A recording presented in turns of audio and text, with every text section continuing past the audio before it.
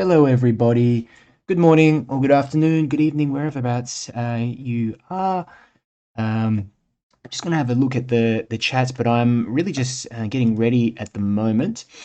And just getting all my paints and stuff like that ready.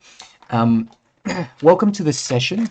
For those of you who haven't been here, I'm Darren from Watercolor Mentor, little community that I started about a year ago, and yeah, I'd love to hear where you come from or why you've sort of decided to come along and attend this one today. I'm going to be going through a couple of scenes, and the reference pictures I've actually uploaded a little while before. You can check in the comments on Facebook, or you can check in the comments also on YouTube, and we'll give you a link to the two references. Now, the first reference I think we'll actually tackle this one first, and it's a scene of Paris. I'm not exactly sure where it is, the hotel or what have you, but I thought this would be a really good sort of piece that we could use and extrapolate out and into a sort of landscape scene. So you'll notice the scene that we have. It's actually a kind of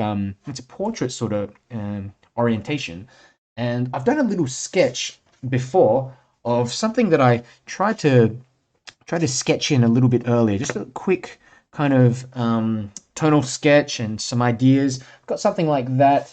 I've also done this similar pen and wash sketch something like this a little while ago. So, I'm just having a look, and I really liked how I did these figures. So I think we'll use and add in a few of these sort of figures in the scene. In terms of the actual composition, I might stick with something similar to this. And you notice on the building as well, for the reference photo, I mean, the reference photo has a lot of shadows coming over to the kind of left side of the building, whereas this one has the shadows coming over to the right side. So I'm gonna, follow the reference photo up here just a little bit more closely and have the shadow coming across like that. And the shadows mainly coming from the left, sorry, from the right to left, whereas here the shadows I've made from like the left to right. So something a little bit different. And then we'll see how we go here. I might even try to put in an indication of another building, and that's casting a shadow here. So it's always good to do these little watercolor sketches before, and don't worry too much about the exact details. I just look at mainly color, placement, composition. So like if I want to put cards in, how they'll look, areas of light and dark as well. So contrasting areas. So I'll sort of stick with something like this, and you guys can follow along and see how I take this one. I'll give you another example. I've got another scene. I'm not sure if all you guys were here for the other one. Oh, got my book upside down. And don't have it upside down.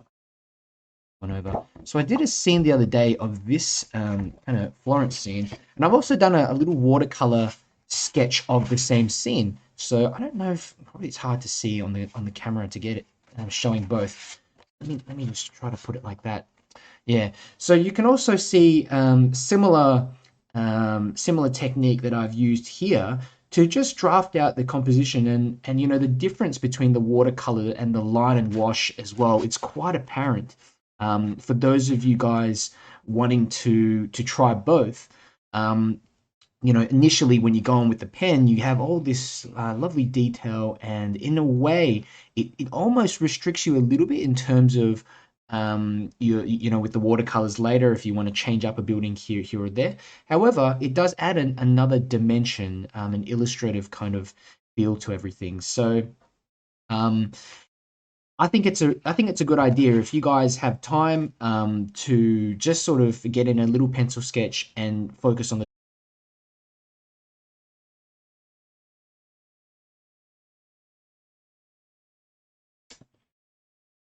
Okay, I'm very sorry about that, guys. The bit of a technical issue before. I don't know, my computer just froze, but it looks like I am back. If you can hear me okay, can you please let me know in the chats? And apologies for that. I don't know what happened. So I'm gonna go ahead and continue anyway. But I'll just have a look and see who's have a look who's here. So we've got Shanolan Martinez from Colorado. So thanks for hanging around, Shanolan. And I don't know what happened. I'm not really sure what happened. Just turned off my computer. So um, all good. We've got Yvonne as well. Welcome back, Yvonne. And I'm just going to go through the Facebook chats. We've got Gregorio. So how you going, Gregorio? It's been a while. Haven't seen you for a couple of weeks, so good to see you again. We've got Yvette and Yvette's recently. She probably won't be mention this, but she's recently been in an exhibition with some of art. So I'm very happy for her. We've got Lauren Goldman. See you, Lauren. We've got 𝗪𝗚𝗕𝗦𝗧𝗏 Mehta. We've got Joe Harris. We've got Meredith McGowan, and I think Meredith, you might have been asking me before about the references for another class. But yeah, I only just got that message this morning, so apologies for the late reply. The references for everything and the discussions for the event on Facebook, or you can just check the link for it as well. Look, we've got Rhea as well from New South Wales, Australia. I think you were here last week, Rhea, so welcome back. Got Corinna Gilbert from Minnesota.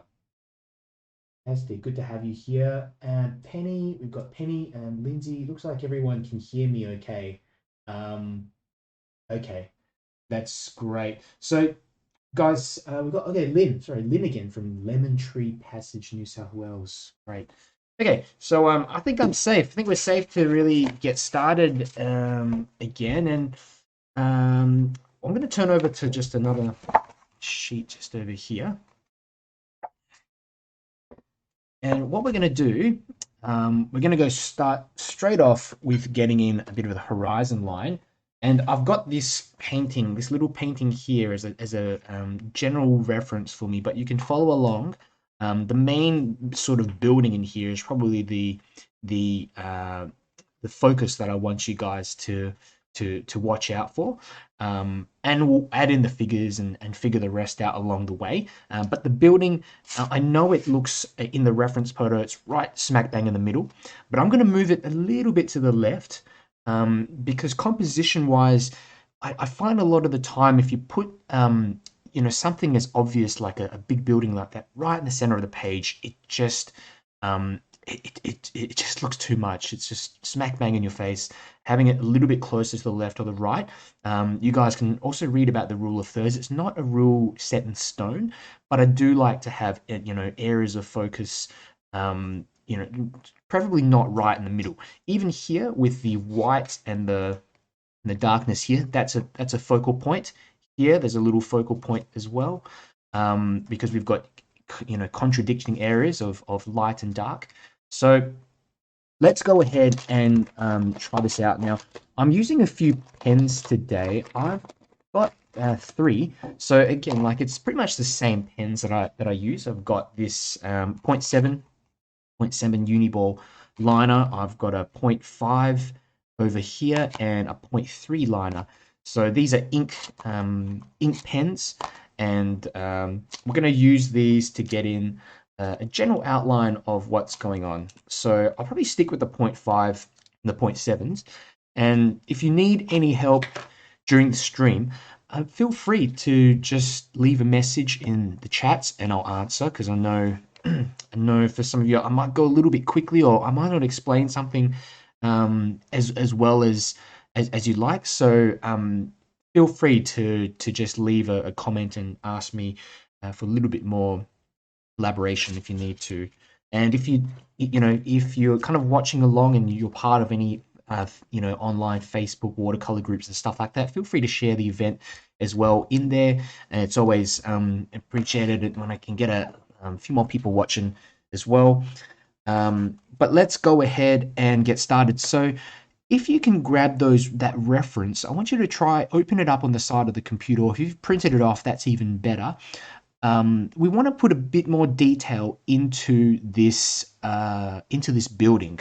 Now, I'm going to start off here and put in a line just underneath the building. So now I want to make the horizon, sorry, the line underneath the building a little bit closer to the ground, and leave some more sky. So I know in the actual photograph, it's a little bit further up. It's probably about like here, but I just want to leave a smaller area at the front, kind of similar to this scene here. So um, yeah, something like that. So we just have just a bit more balance. Otherwise, we're going to have too much foreground. So let's go ahead and get in a little line like that, just scratching that in. Okay, nothing too, too complicated, just a line, real basic line like that.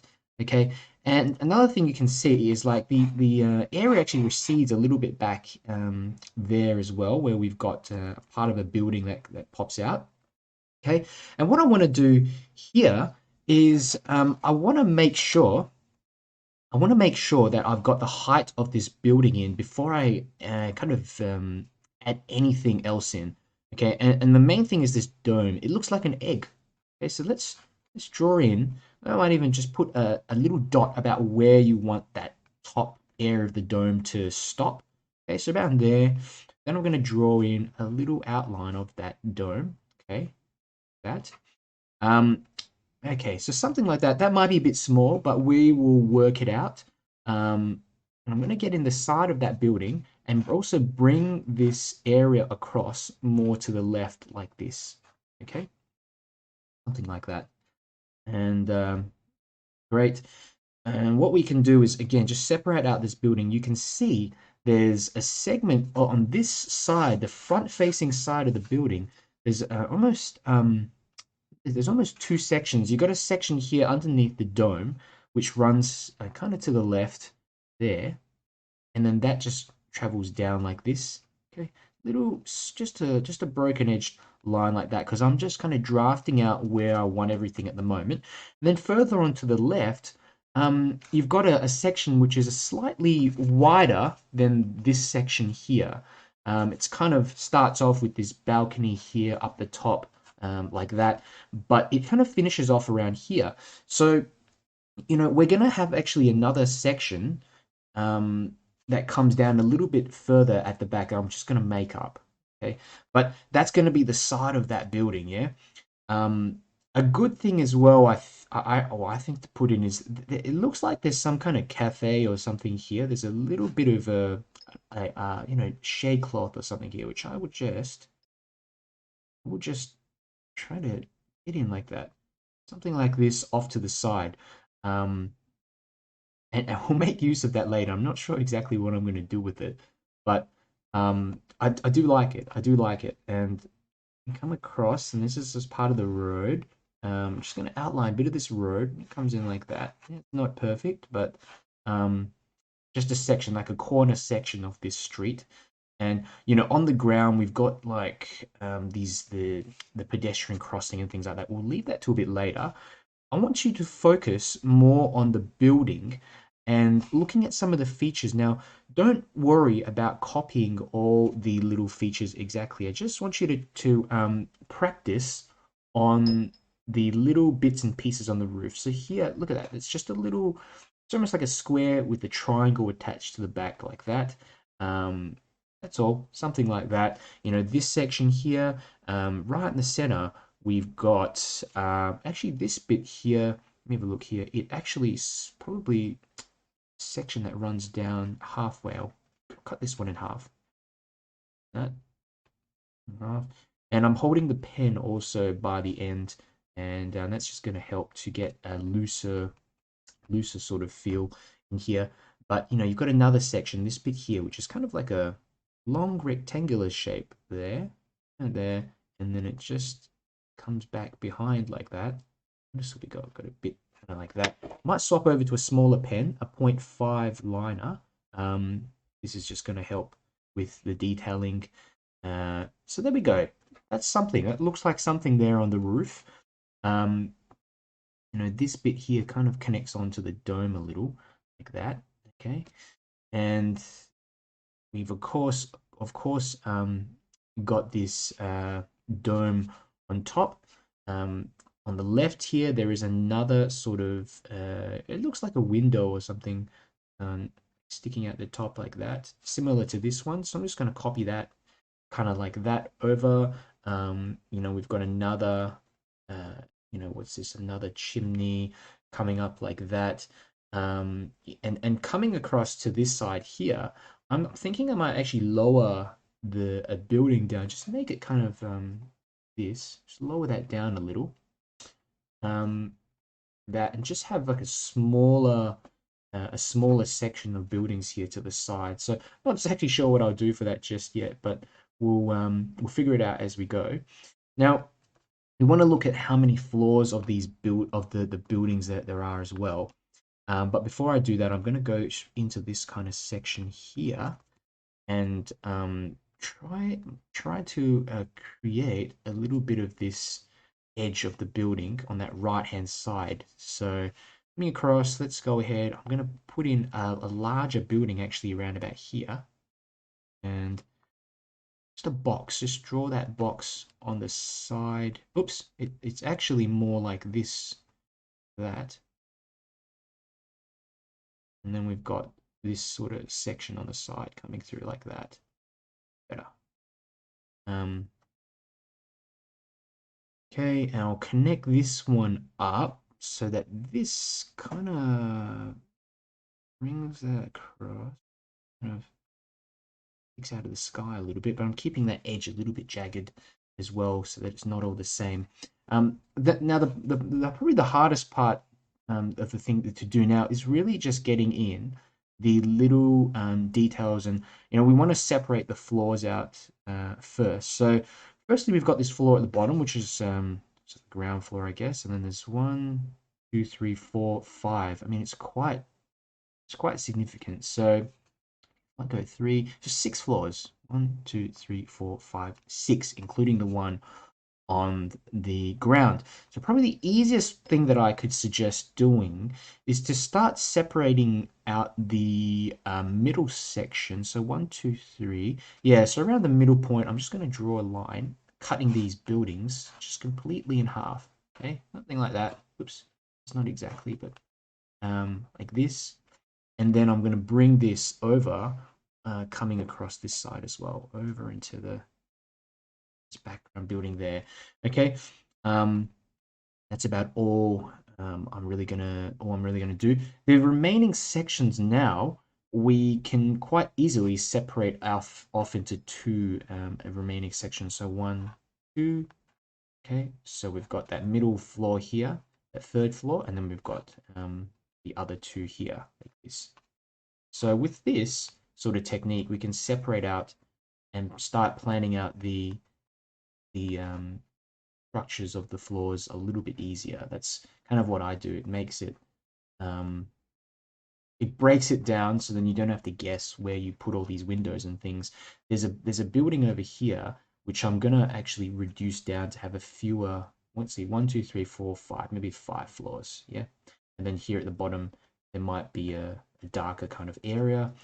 Okay, and I think what I'll do as well is I'm gonna add in at the bottom some kind of shade, maybe like a shade area here for the building, like I don't know how to say it, but it kind of one of these orange shades or what have you running down the side of the building.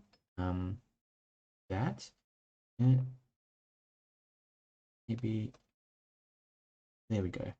I know what I've got here. Here at the bottom, I want to have a bit more kind of color in there. I'll carry a little bit of it down across to that right hand side as well, like that, and then we can maybe just make up a bunch over here as well. So just changing it up really to something that I want to make a bit more interesting, and I think it looks kind of more like a bottom of a cafe now, but kind of more of a hotel up here. So we'll go and start putting in the details. So let's look up the top here. There's a little, like a triangle here, there. And then you've got the square shape for the window, like that. Okay, I realize this dome is a little bit small, so I'm going to go and try to redo it a little, like that. Oh, comes in more egg-shaped. Egg-shaped. Okay, something like that. And then what we can do is start getting in like these little features on the windows. So look, that's a little shade. Put a shade here for another window like that. Underneath, we can put in the windows here. It's just a square. Just think of them as squares. Little window like that. There, so we've got two windows, and then we're going to move on to the next floor. So the fifth floor, the third, second, first, and the ground floor. So we're going to put in the other window directly underneath that one at the top. Okay, another little window frame there. And notice how I'm really simplifying it as well. I'm not trying to get in all the shadows or anything like that. We're just simplifying it down to this shape to begin with. And later on, I'll have a look and see whether it's enough, whether I need to add a bit more. So there's another one there. And they should actually be a little bit closer, but that doesn't matter. You know, even if this one's off a little bit, to the left, for example, like this, hard to tell. Okay, just make an impression. Here we go. Bunch of these window frames that sticking through, and you can do things like color in parts of them as well, just to darken up around the white sections of the frames. So, you know, I've done it for these ones, just really simply like that. You know, we've got another window here as well. I'm just going to get that to peek out behind these shades like that. There we go. Looks like there's a kind of garden, a little balcony there. Someone's growing something side of that. Pretty much that's it for that section. We do have this part here, which is kind of a interesting part, really. There's a just simplify. Let's separate this out so that we've got another section like this first. Okay. Okay. And what we're doing here is now we're doing this section across left to this dome area, and the same principle applies. So we've got a row of windows running down, and then to the left we've got another row of windows running down, and then we've got this imaginary building here on the side. So let's put in some details. We've got a window. Let's get that in. Something like this. This is a larger window. I don't know what going on here, but there's a really large window like that. Just scratch that in quickly. There's a larger one, kind of a big balcony or something on that side, which I'm going to put in like this. And you've got some of these white frames running down like that. That's another one that you've got done. Now what you want to do is the next one. So you're really just looking at the shapes. This is more of a squarish shaped window with frames there. Notice I'm just drawing it in and moving along. You keep it as kind of neat, but at the same time, if the line is not 100% straight, just continue on. Even if your lines look a little bit wobbly, what I find is, you know, overall, if you've got the main shapes in, you know, it's going to look fine. So there's another bit here.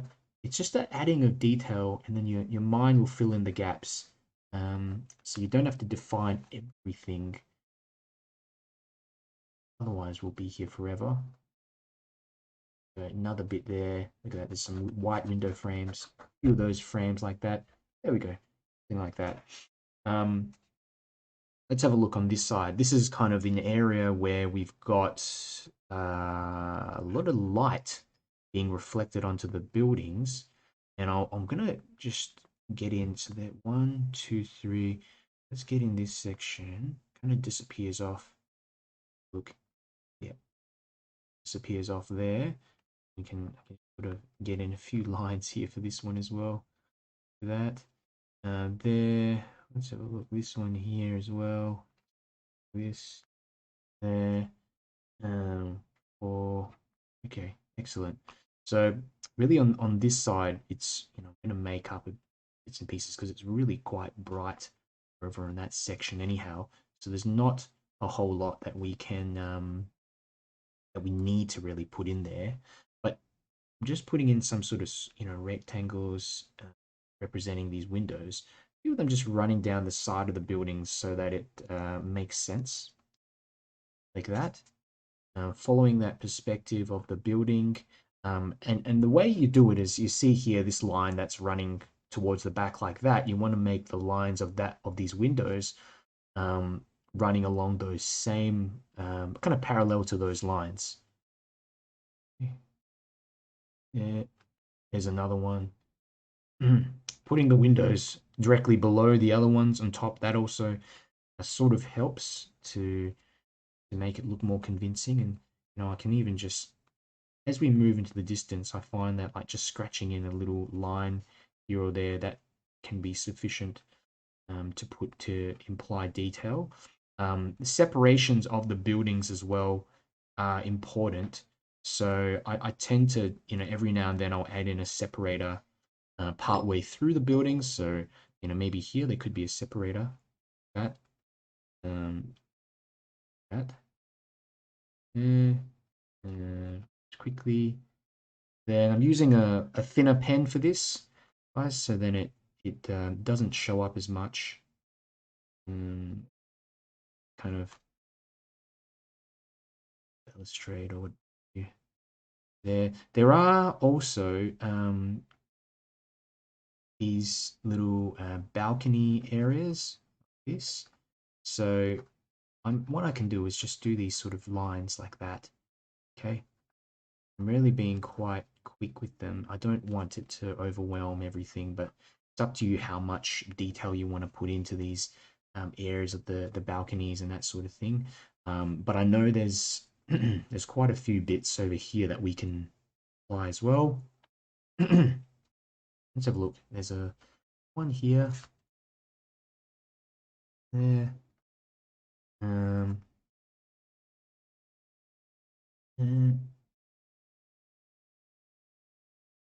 another one over this side. Excellent. And we've also just got to put in these windows using that same technique. We've separated them out into 6 floors.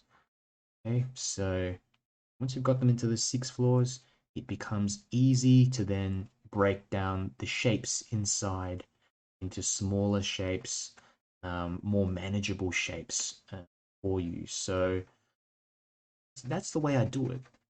I know some people can draw straight from it, straight from that reference, and without kind of separating out the floors and things, but I find this makes it a lot easier for me to get in a bit of that structure beforehand.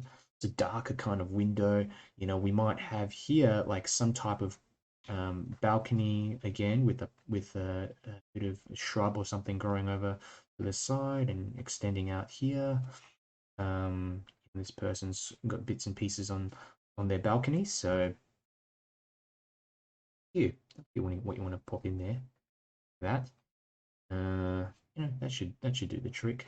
And another one here, another rectangle like this coming down.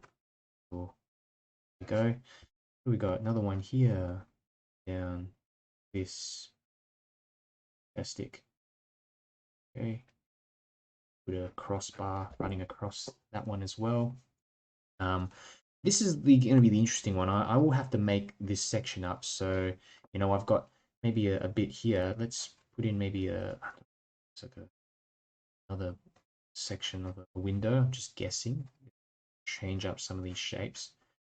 That there, it's another window. This one might be a window that has more of this semicircular top like that. Got another one here. You know, as I kind of get to the sides of the drawing as well, I tend to make it a little bit rougher, um, just so that it blends itself out in a weird way. It just dissipates and melts off to the sides. So that's a way that I detract.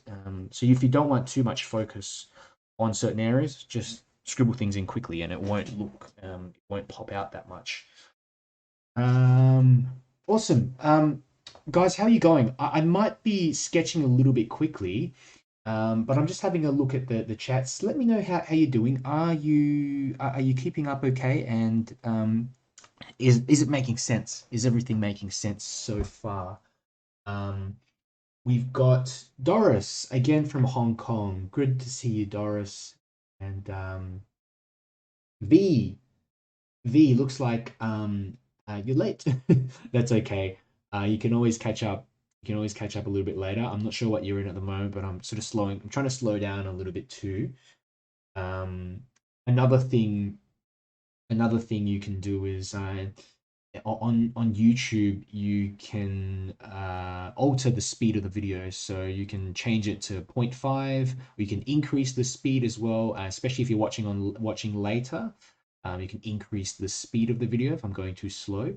I don't know if you can do that on Facebook, but you can do that on YouTube. So it's a good yeah, it's a good little trick, nifty little trick if I'm going too quickly.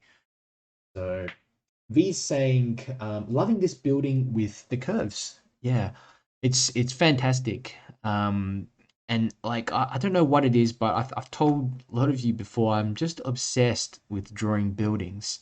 Um, Especially old buildings. That to me they just look so beautiful and um elegant, and I don't know, like from a different era. I feel like I'm kind of traveling to some of these places. So, but mainly like trying to work out how they're structured and then changing things up as well. I mean, not that we're architects or anything like that, but changing the design of it a bit too, to make it more suitable for the painting. You'll find that in photographs, there's so much detail in there, and when you try to replicate that amount of detail in a painting, you can get really frustrated, or you can cause issues with creating too many focal points.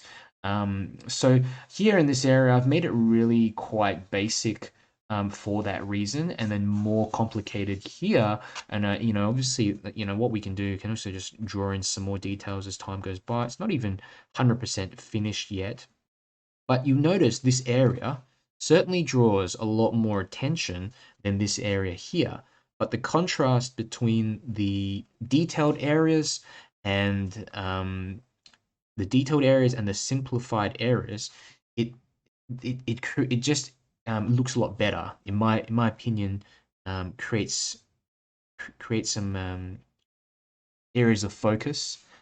And then here also, what I'm hoping, is to maybe get in a building on this side. I don't know how I'm going to do it, but I'll figure it out. Maybe a little building here on that side, or it could be an imaginary building that casts a shadow on the side of this building here.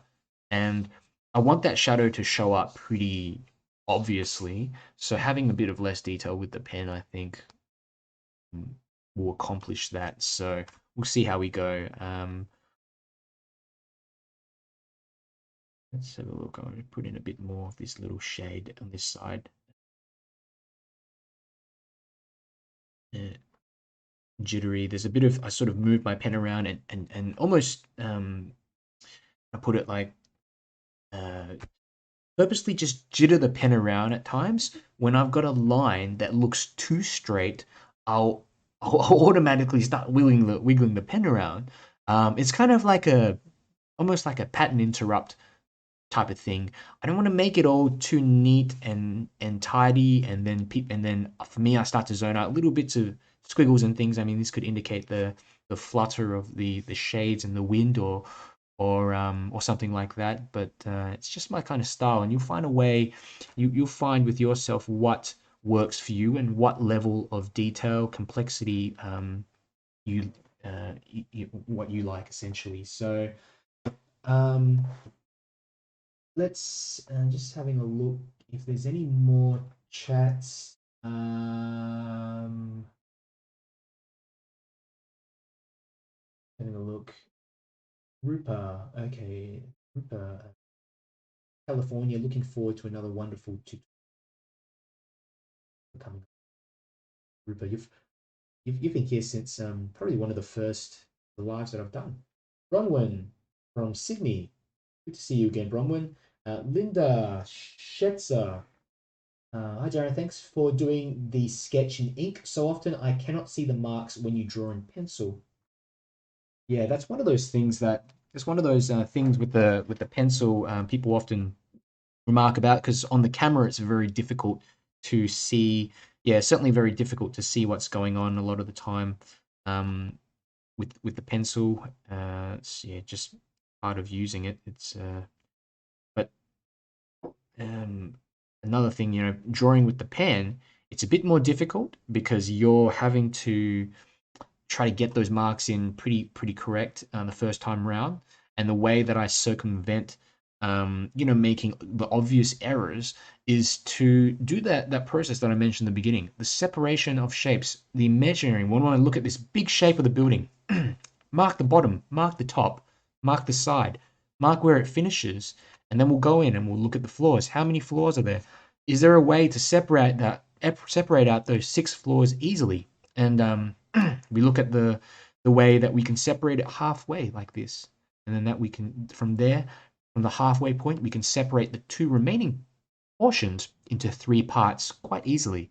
But if I went in, start drawing a window to begin with, and then start drawing floor, the risk with that is that we end up making the floors too big, and then we're missing one down the bottom, which is fine. I mean, you don't have to make things look exactly as they appear in the reference, but for me as well, this is kind of like a practice exercise in getting through, um, yeah, I guess a reference photo and picking and choosing what bits I want and practicing a little bit more of a literal interpretation of what's going on as well, because it's quite important to also understand where all the shapes fit in from a technical standpoint. So what I'm doing here, I'm just putting in some little details at the bottom. Now, a lot of the stuff here is actually going to be quite dark. I'm going to create more shade on the side of that building. Maybe up until here because we're going to have the light coming in from the right hand side. There'll be more shade here in the left hand side. Um, just trying to kind of think, but yeah, even here on the right hand side of the reference photo, you can see it's quite dark underneath because there are buildings. There's imaginary buildings out of this scene. The photographer might have just cropped this picture. I wish they included the stuff on the left and right, but you know what? It's just a challenge, just another challenge that we have to figure out. Um, and you might come up with something more interesting yourself. So notice as you go into the background, the buildings get smaller. Okay, that's the basics of perspective. Stuff in the back gets smaller and less detailed than stuff in the front. Okay, um, this might also be a pretty good time to start putting in figures. So I can go ahead and we can let's try put one in here. So we've got a head of a figure, a square sort of thing like that. I don't know. He's wearing a hat. He's wearing a hat, or maybe this could just be their hair. And shirt there, there. Okay, just something quick, and you know maybe he's got a bit of a belly, um, and the legs coming down like this. Let's get him walking towards us like that. There we go. Maybe I'm going to put the other leg. Have a look at the reference, not the reference, but the last scene that I did. And look at that. Look how quickly I've scribbled these in. I want to get that sort of sporadic kind of look. Um, there we go. One like that. One here. That the rest of this can be done in the watercolors.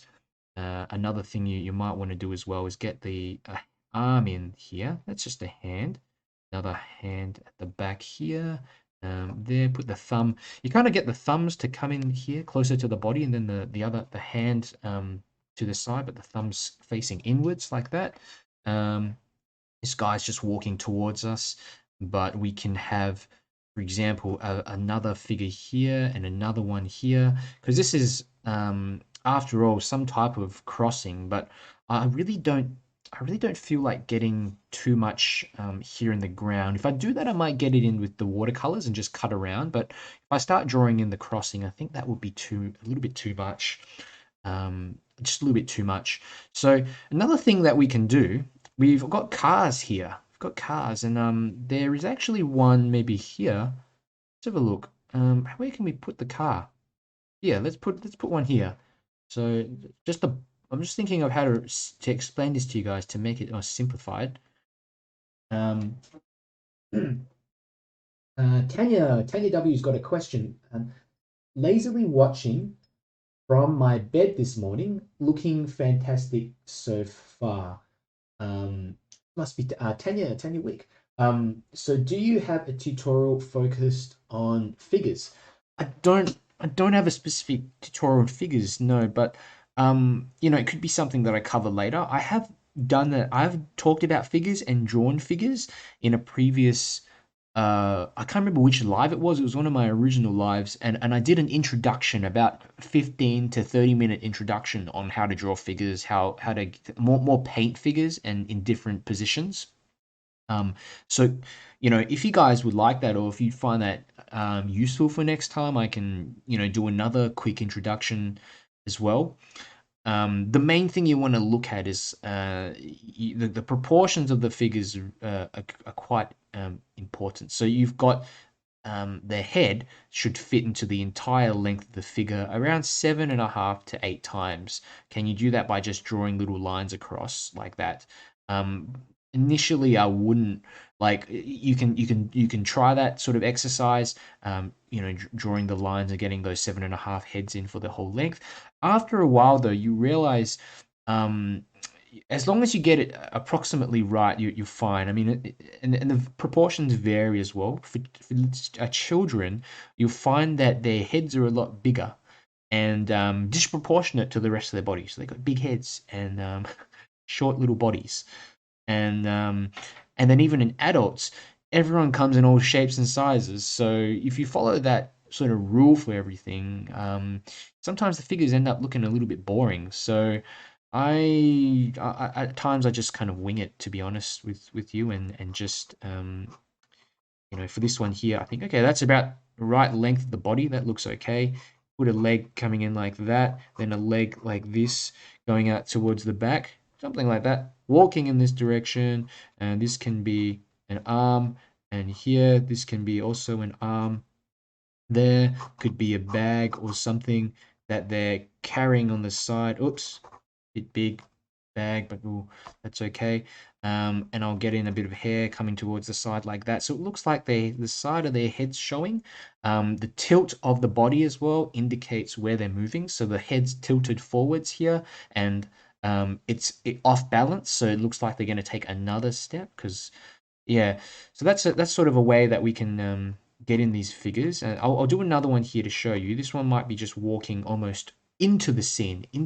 So there, there, maybe have an arm coming out there, and then we'll have legs here, like that.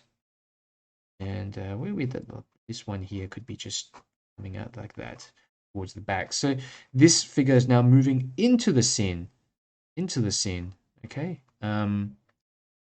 Bit roughly done, but we'll make do with it. That's a bag or something again that they're carrying along. Maybe they're going shopping or just out for a nice little weekend.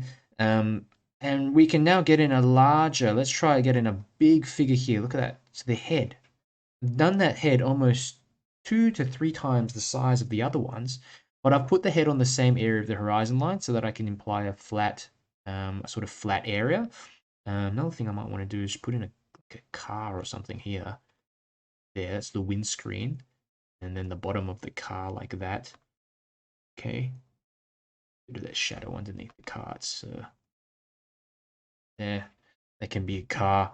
there in the distance. But what was I doing? And we're getting this figure in. So there's the neck area. Let's kind of plan how do I want to put a bit of, maybe a little longer hair here, running towards the back like that.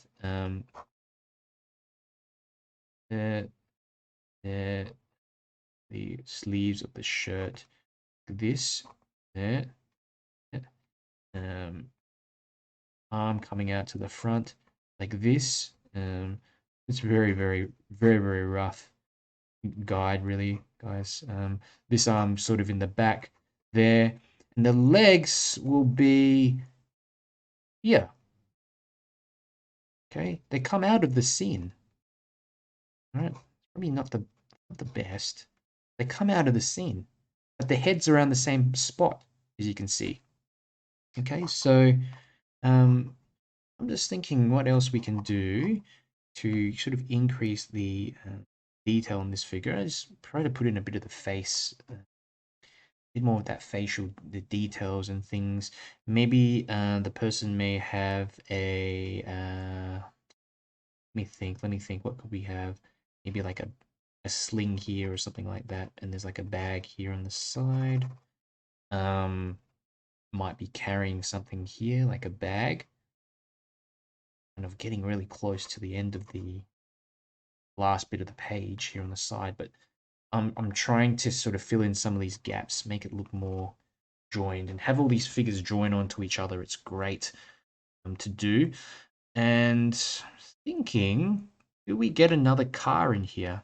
I don't know. Let's try. Hey, let's try. Put another car in. Smaller pen, 0.38 nib, like that, and that's going to help push this car or whatever this is in the background. Push that shape further back. With the 0.7 that we're using for all the stuff in the front, and then move to the back, smaller nibs and things like that are going to help.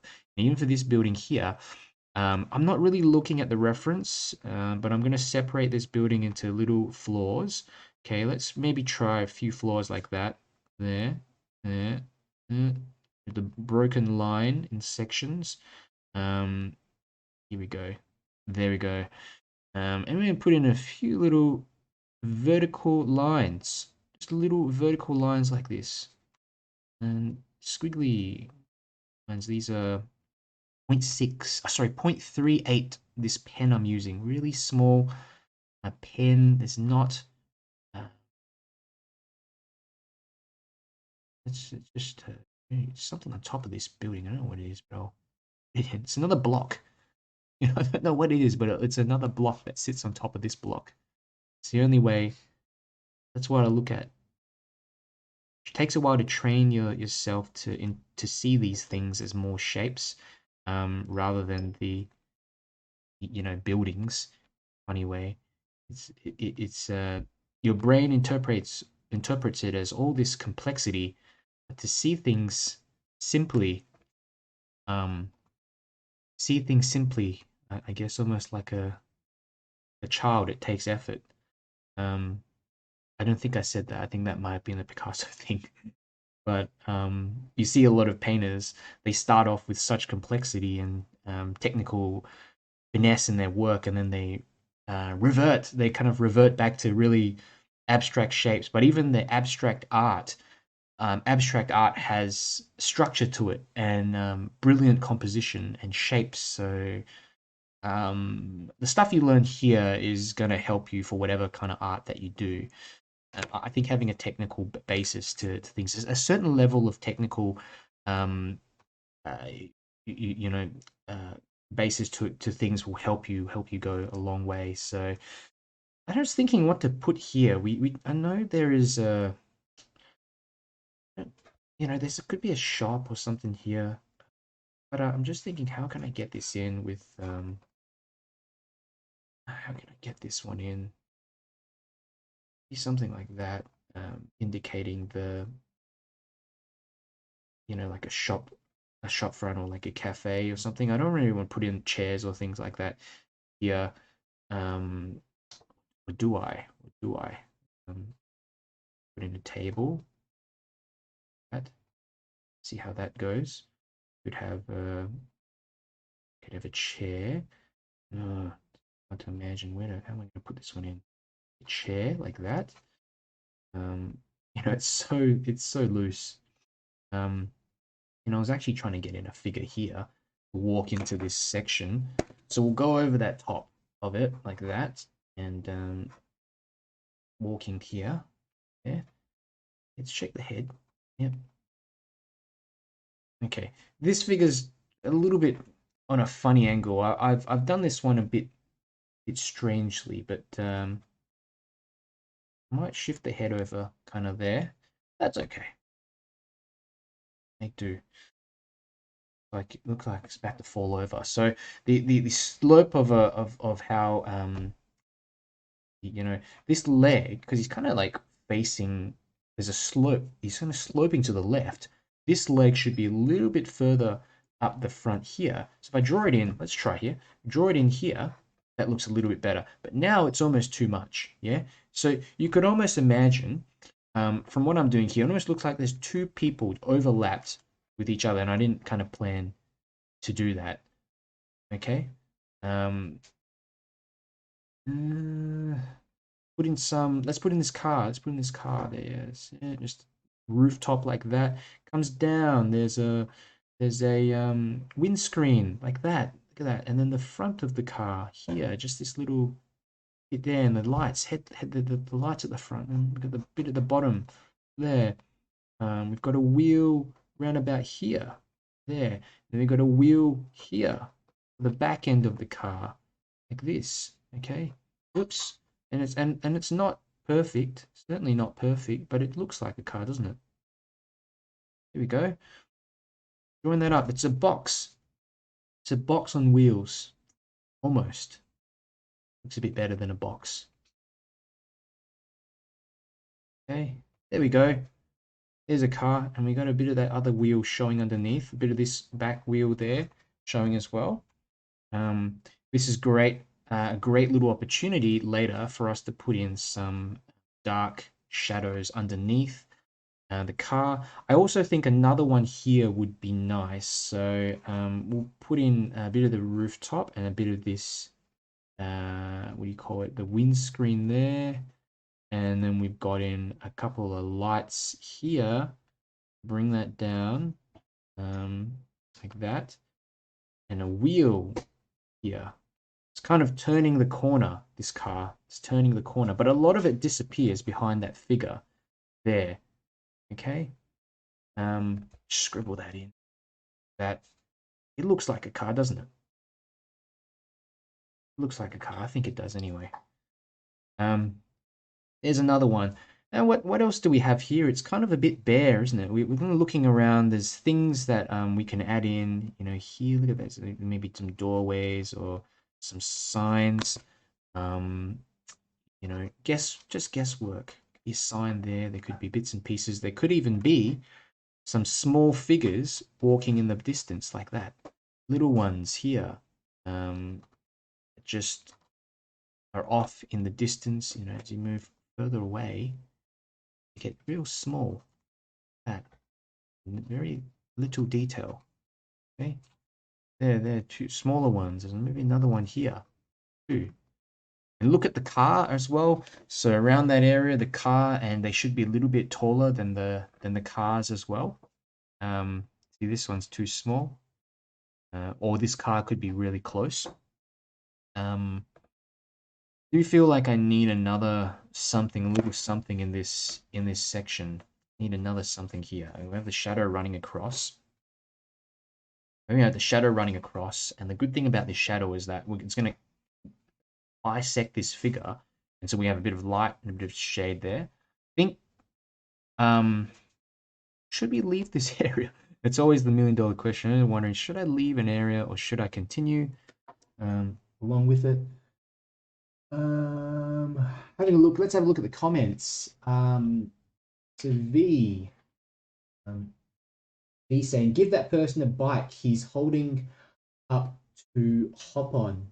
Oh, right. You mean the one to the left? Yeah, that could be an idea. How am I going to draw a bike? Let's have a look. I don't know if it's gonna stick out enough. I may just leave that. I think I'll stuff it up, V.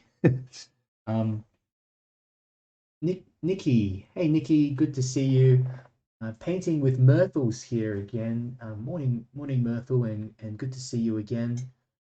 Yeah, need light posts. Yeah, I think that's a pretty good suggestion, V. Let's try that. Let's try getting like a lamp or something around here, hey? It's always good to do these things before, um, before we start off doing all the stuff in front. But for example, if I just want to improvise and get in maybe a lamp coming in over on the side, we can just let's just wing it, yeah. There's a side here. This could be a lamp post that's like really close to the front of the scene. There, coming downwards like that. It cuts over a figure, be all right. I'm not looking at a reference, but I've, what I can think of in my mind is these little, these little lamps from Venice that I always tend to do. So I'm gonna just try to remember what they look like and put one in here like that. Bit of section here. Get in another lamp here like this. Another lamp maybe coming in over like this. Just guessing, guys. I'm not really sure what I'm drawing. I'm hoping it ends up looking like a lamp. Um, you know, there we go. That sort of looks like a lamp, doesn't it? And I'll hatch the stem of it quickly as we come down. I don't want to. How long have I been drawing for? 1 hour. Okay, so I'm gonna let's brush this up and finish this off, guys. That's okay. We can start putting in another one as well. Nolan says, I need to draw simpler. I need to draw simpler. Yeah. The way that I do it is just try to like minimize the shapes down into yeah, just even this lamp, square. It's kind of like an off square, and then we've got a pole, which is kind of like a tube shape that runs down, a few little squiggly lines, and it kind of looks like a lamp, doesn't it? I mean, it's not perfect, but the imperfection of things has a beauty of its own. There is a beauty in imperfection. So we will, we've got one here. Now I'm thinking I need another one somewhere in here. Let's see. Let's see. What one in here? Maybe smaller, thinner pen. I don't know. They have these kind of lamps in Paris. They probably do in some areas, but I'm not sure. If someone who actually lives there is probably thinking this is all wrong. This is all wrong. We don't have these lamps there. And this one's quite tall as well. But I kind of made this one a bit taller so that in the buildings, like I could just get it a little bit further up into the sky. I think it would just disappear in the buildings otherwise. What do we got here? I don't know. Really, I really don't know what we should put in. Maybe some tops of buildings or something like that in here. And a bit of greenery. This could be a bit of, oops, scratching a little bit of like a tree or something, a bush here. And then we're going to have over on this side the edge of a building, okay? And I want to be careful with this one because I want to be careful here because it's just an indication, just a quick indication of that building. Okay, let's bring it up. I don't want it to interrupt really too much with the lamp here on the side. In fact, you may not even bother with this building later on, just a little edge like that. But I'm going to get a shadow coming in on the ground. Yeah, basically on the ground, and that's going to then pop up into the buildings here as well. There we go. I have extended the bottom of this building a little bit further down as well. This could be the sidewalk or something like that. They're looking okay. What do you guys think? Looking all right. I can't help myself. I've got to get something in here. It's driving me nuts. Let's put in a car going into the scene there. Okay, and on top of the car, let's get in a larger figure. We've got a big figure here. We've got small figures. There's something I need to put here to balance out. It's like this pole. We've got this shape, this large shape reaching up to the sky here. Something just looks unbalanced on this side, so that's why I think that pole looked good here. That's a good idea, really good idea, V. So head of a figure. Let's find a space, an empty spot where I can put one. Maybe here, yeah, like that. And it will actually go over the top of the other figures there. This is a larger figure, and the car here. I'm trying to do them both at the same time, so that they don't overlap all that much. Yeah, because got too much bits and pieces overlapping. There we go. This is the bottom of a car here, and you know, we can put in the little tail lights like that there, and the wheels at the bottom of the car like this, and the little shadow underneath the car. It's going to actually go off to the left more. But this figure here, again, the legs, one leg going towards the back, and maybe this leg towards the front there. That's a bit much. That's a bit much, but we'll make do. Fantastic. So I think that's pretty much done. We're going to go ahead and do the sketch. There's really a whole lot.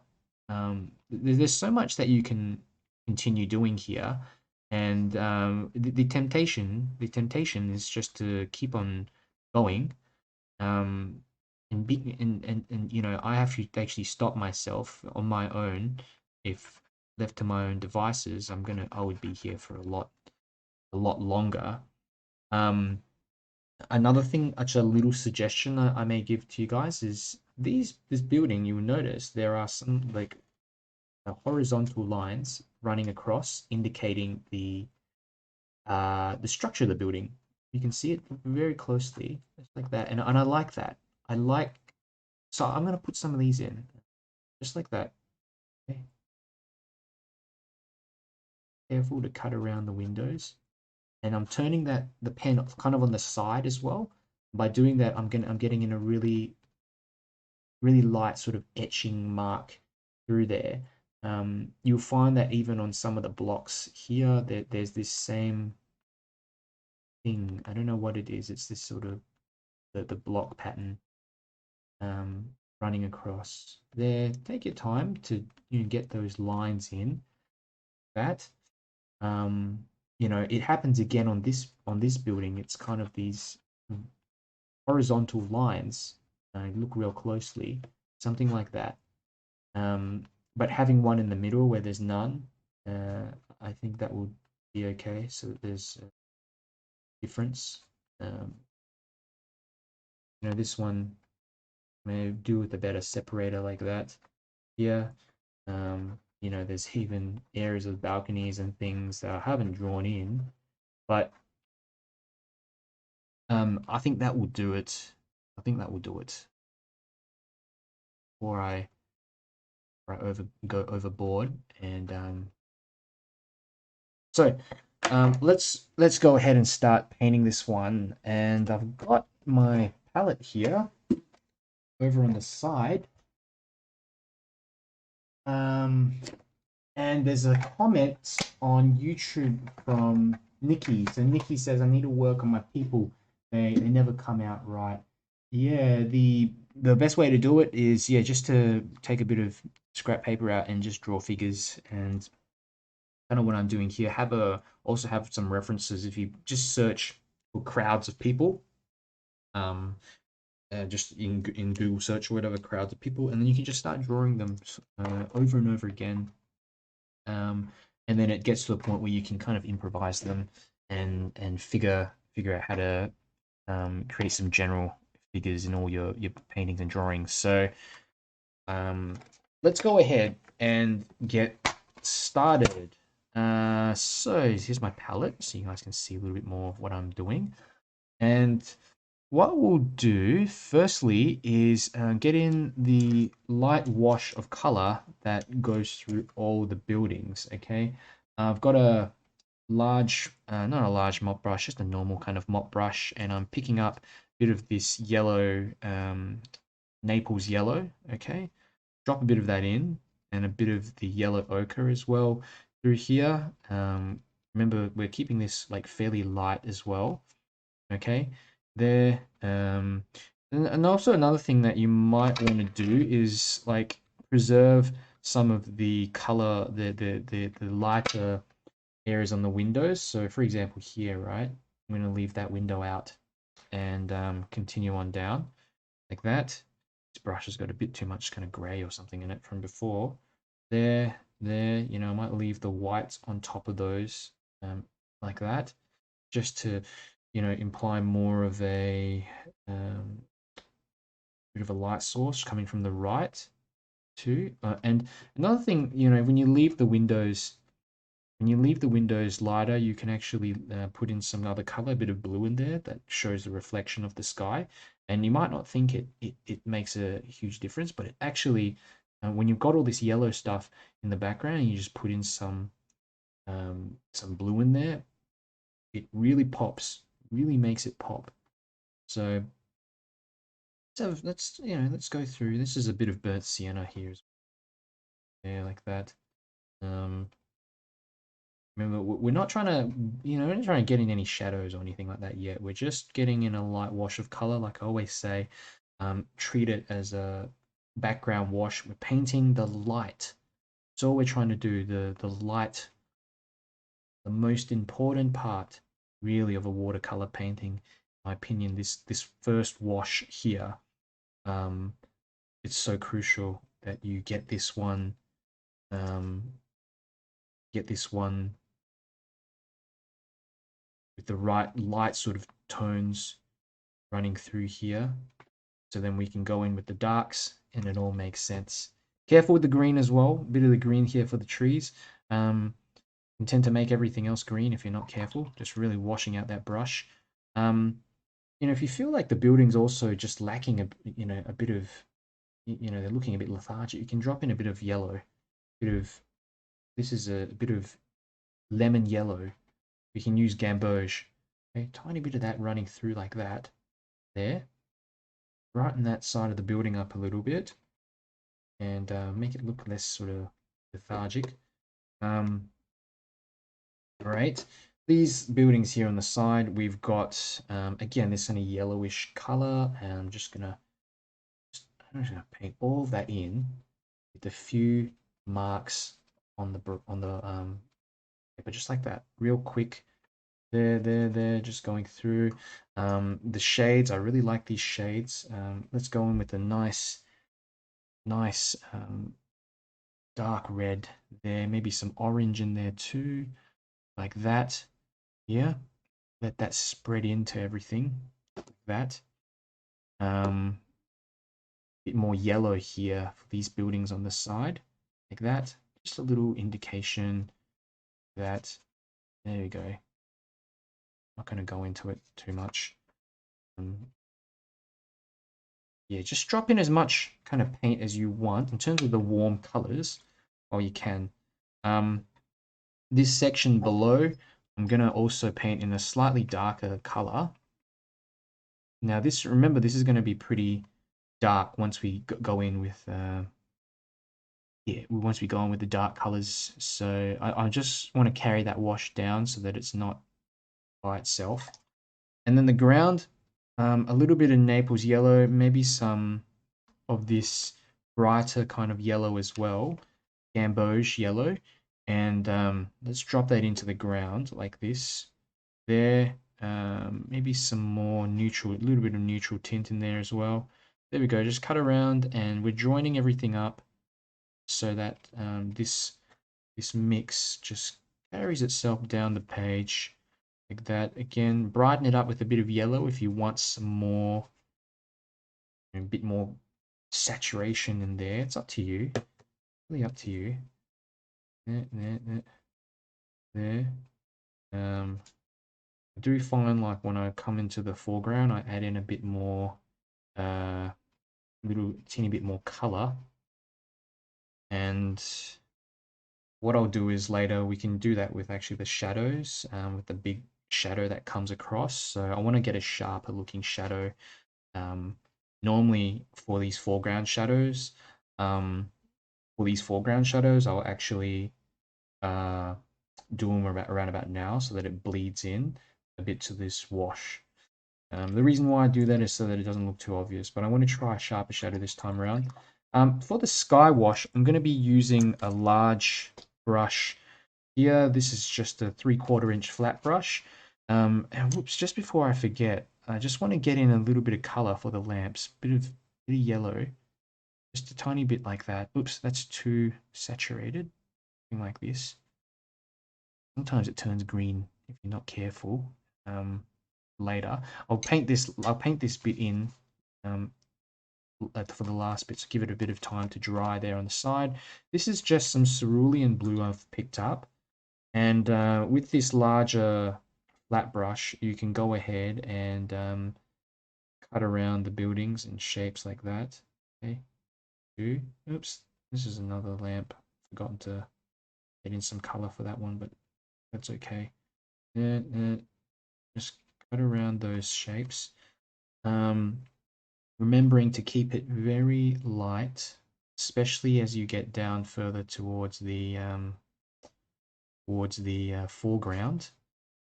Sorry, the background here, but a little bit darker as you move into the sky, the top part of the sky, I mean. So, here we go, a little bit more blue, a bit more blue here, moving across like that. There. The good thing about using these large brushes is that you don't have to keep reloading with paint and water. I can just do it in one go like that. That level of darkness in the sky is quite nice. I'm just going to add in maybe a little bit more here and there, especially maybe on this side too. A little bit more darkness up the top there. Okay, oops. Let's bring this across. That. There. Here we got the shades, the lamps, I mean. So we're gonna cut around like that, leave that yellow in there, and get that blue in for the sky. Cutting around, leaving a bit of that yellow on there. Pretty important. And even if you get areas of slight sharpness in the sky like this, that can be fine as well. Clouds do look like that. There are sort of sharp areas in the clouds as well. Another thing that I want to do is add in a bit of color for the windows. So tiny bit of this blue here for the windows. Like I was saying before, just a little touch of cerulean blue. That a little touch. Let that sink in and do its thing and blend in here and there. If it's too much, just dab that paintbrush and pick up a lighter sort of wash. But I just want to really get that to sink into the paper and mix a little bit. You know, even in some of these areas here, that's okay. It might turn a little bit greenish. That's the risk of doing this now is that you're more likely to get some green in areas. But I really like that effect of it just blending in a bit more. The figures, we want to get in some colors for the figures. I'm gonna get some blue for this one. This is some manganese blue hue, a bit like that. Let's have a look for this one here. I think we'll go with like a purplish color. Let's see. That's okay. A good color. Keeping it light. And this one could be kind of like a brownish color and some coolness mixed into it as well, like that. Oops. There. What else do we have? We can have a bit of red. This one here, for example. We can have some, maybe some green. Oh, that's not green. It's a red. Green. Green for this one. Red, green. What have we got for this one? I'm just going to get a dark color in for this one. I don't want to try to get in too much detail for it. Actually, that's the one that I've kind of stuffed up a little bit. We'll make it work.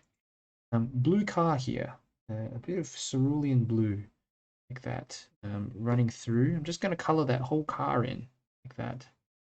There. Actually adding in some colors. What else do we have? Another car here, maybe like a grayish color. There. Another car here and here. I'll just put in some little bit of color. That's all good. Bit of pink or red into this mix. So we got maybe a purplish looking car this side. There. Here we go. What else do we need? Maybe a bit of darkness underneath there as well. I'll do that later. A little bit of color for the tones, the flesh tones. Now you can use all different types of flesh tones. I use a combination of pyrrole red and a bit of yellow ochre plus some burnt sienna as well, or you know, just depending on the skin tone that you're trying to get in. Okay, let's use a mixture of a few of these tones. You can also use a bit of blue in there well, but mainly, yeah, a bit of red, bit of yellow, and a bit of brown in there, with maybe some blue as well. If you're doing some darker skin tones, that works pretty well too. Bit of, I'm just putting in some indicate. Yeah. Okay, so I think that does the trick for that first wash. I'm going to give this a real quick dry, and then we'll finish it off with all the shadows and bring it together. So if you have any questions, just leave it in the chat, so I'll get back to you.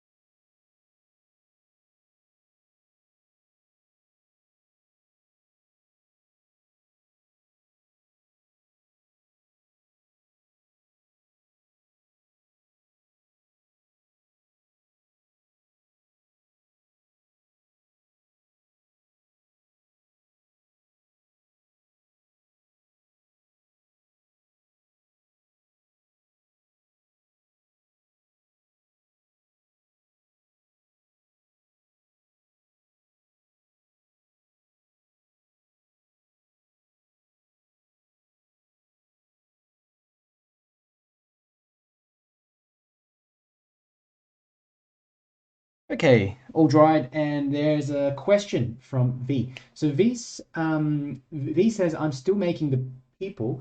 Is it okay to add people and other ink lines after the painting and washes are done and dried? Yes, it is completely fine. There's no unwritten rule that says you can't do that, and I do that often as well. When yeah, you can even do that in the watercolor painting process if you want to add another person here or you want to correct things up. But in terms of adding lines, yeah, some people actually start with the painting and then they do the lines after. It's not something that I've experimented on a whole lot, but I know it's definitely done.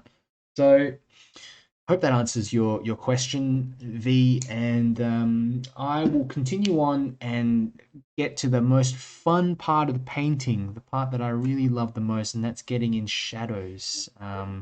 Just love the shadows. This is this magical moment where things start coming together, and it's the part where a lot of people give up. They look at whatever they're painting or drawing at the moment, and they're like, it doesn't look like much. It just looks flat.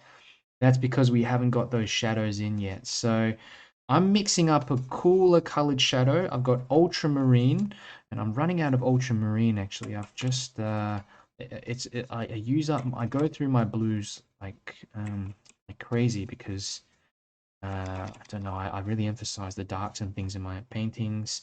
So look at this. I'm mixing up this large sort of pool of dark color, and also what I'll do is mix up a warmer color of this.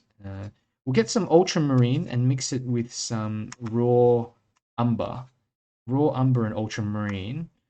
Just more raw umber in there, and I can get yeah, I can get more of a warmer gray from uh, that mix, as you can see here. That looks a lot warmer, yeah. This section, bit more water in there, a bit more ultra. So spend a bit of time actually pre-mixing these beforehand, so then I don't have to, in the middle of a wash, realize, oh no, run out of paint. This side, a bit more of this ultra, and yeah, it kind of looks a bit purplish, doesn't it? Okay, so um, what we'll do first is, I think let me just grab that reference photo. I want to do these shadows pretty quickly. Um, the reference picture does show that there's all kinds of shadows and things running across, especially here, underneath this section of the building. Um, it does indicate a kind of a shadow underneath here. What else do we have? We've got a large kind of shadow running across here, which I want to replicate as well. All I'm doing here, this is kind of, I think, answering your question, V, in terms of, is it okay to add the lines after? It certainly is. Just because I realized I probably need a bit more in here to indicate this little ledge that runs across the side of the building there, comes down there. So last minute alteration like that there. Let's go ahead and do this one in the front first. Okay, and we want it to kind of cross over this. Let's do it. Maybe a larger brush. That. There. There. Underneath there. This. There, running all the way through the sea. There. There. There. This is an imaginary building. It's coming in from that side of the page. Okay, I think that looks all right. A little shadow in the foreground. Now, I think have a look at the chats. Paint with Myrtle. So Myrtle says, I'm glad you love shadows because it is something that I struggle with, and I'm glad I can learn this from you. What are your tips on putting shadows in the painting? Thanks, Darren. Well, with shadows, like you want to simplify them. You want to simplify them down and do them kind of all in one go. So, like I've got this shadow here in the foreground, right, and then what I want to do is kind of connect that on a little bit to the shadow that runs across the ground and hits these buildings. So you kind of you want to work in broad brushstrokes, and you want to like create a sense of connection in the entire scene. So that's a little shadow I've done for the car, and this one here, look, there might be a little shadow here for the car there. But more importantly, I'm going to get like a larger shadow that comes across the ground like this. You can barely kind of see it. Kind of connects up a little bit there, but you can see it forming here on the ground, and then it moves across like this there, you can see, kind of darkness on the ground and bits and pieces here as well. This could even run across. There could be shadow running across over the car like that there. And then we're going to get in some of the buildings, bits of the building. So there is a dark area here, and joining that up like that. I also like to make the shadows a cooler color when compared to the, if you're doing a warmer wash like that, Myrtle. So I'm joining them all onto each other. And, people think you got to really, with the tone, you can change the tone of the shadow. So here, look at that. That's a really light toned shadow. And then as I move towards the left, I'm darkening that shadow more because underneath the buildings, you've actually got more of a kind of darker contrast. So putting that in like that, there we go, there. A few little strokes like that, here as well, that. I want to be kind of sporadic, big and sporadic with these brush strokes. Here, underneath, I'm using the shadows to draw out the red of the buildings as well. So a bit of it here, and there's the head of that figure, which I'm going to cut around in the middle. There we go.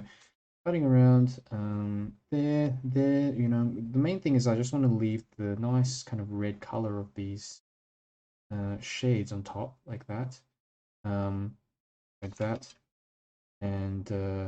these cars and things here. So from this side to that side, I've drawn, painted this whole shadow, really. Another thing, like if you want to learn shadows as well, you can do them in pencil. So you can just do a pencil sketch and just do like monotonal pencil sketches, and that kind of helps for you to learn as well. Now, there are some interesting ones, these shadows that kind of cross over like this. I'm going to try something like that. Let me have a think. This could either work or it might or might not work, guys, but let's try it. So it sort of comes across like this. A light, now the shadow I'm using is probably like a quarter tone, 3/4 water. That, there. Bit of this coming across there. You only kind of get one chance to do this as well, so you got to be on the ball here. There. And what I'm doing is just creating element of the light hitting there and casting a shadow towards the left, like that. All in one go. All right, like that. There. That's another bit. That's another shadow here. What else do we have? Another one here, running across the side there, that building. And pretty much all on this side, it's all dark. And you want to leave, obviously, some of the buildings and bits and pieces on there, but most of it is just quite dark.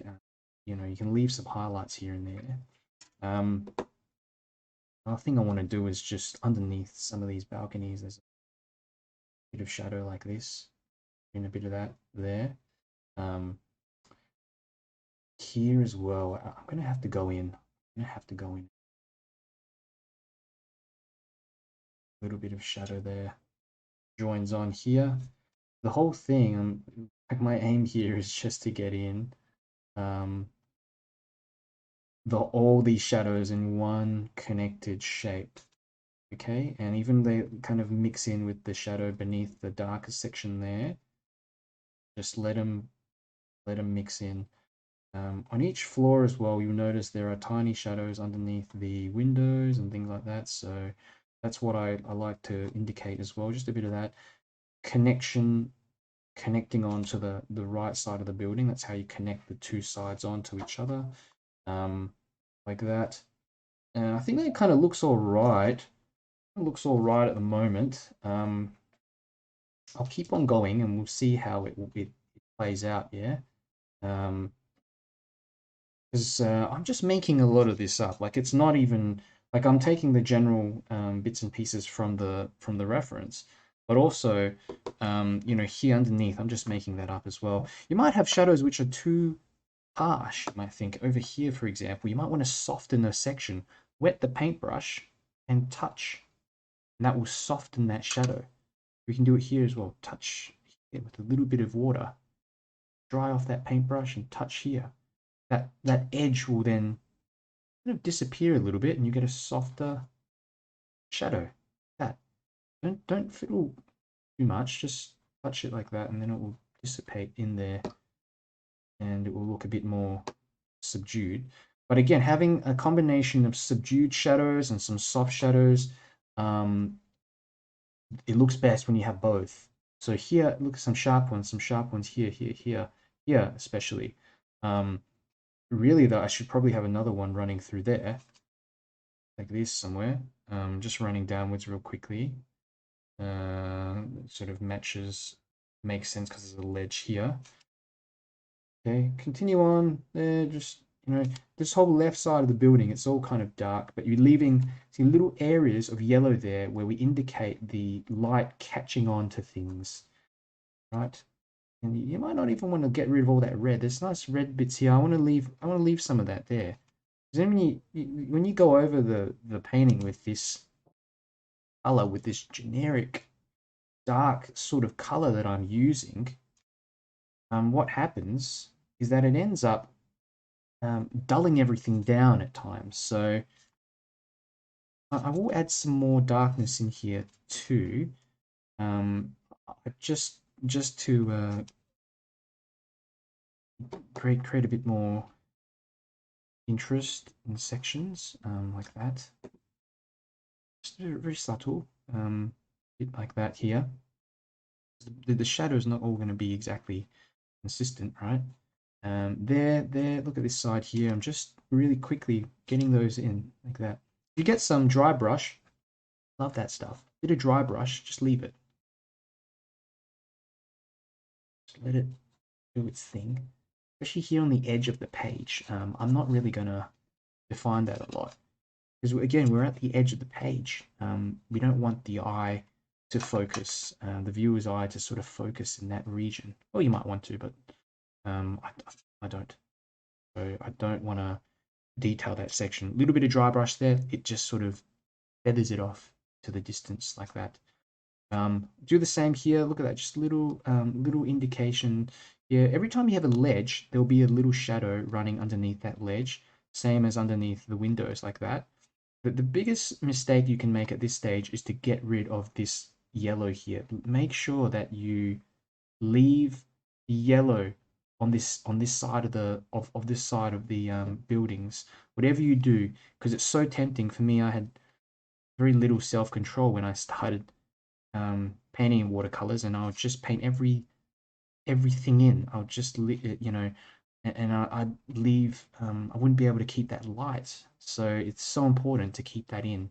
That's going to form the contrast between your shadows to make it look like light and dark, essentially.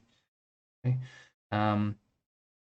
Great. Let's have a look what else we need to do. We are pretty much almost done. Like, apart from the figures, like, I'm quite happy with how this looks at the moment.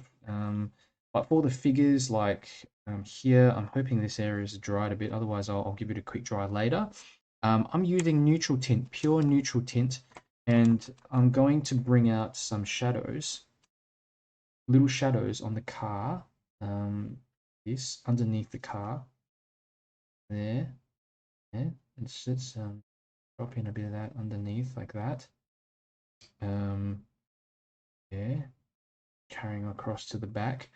I also want to experiment. Let's get in a bit of shadow on the side of this building. I don't know how this is going to work out exactly, but I did promise that I was going to get in a shadow here. Let's think, how can we do this? What I'll do, let's just go in straight. You don't have to, if you don't want to do this bit, you don't have to, but a little bit of this shadow running down the building here. Yeah, connecting on that there. That can indicate whatever that building is on that side as well, hitting it. Maybe here as well. Looks lighter. There.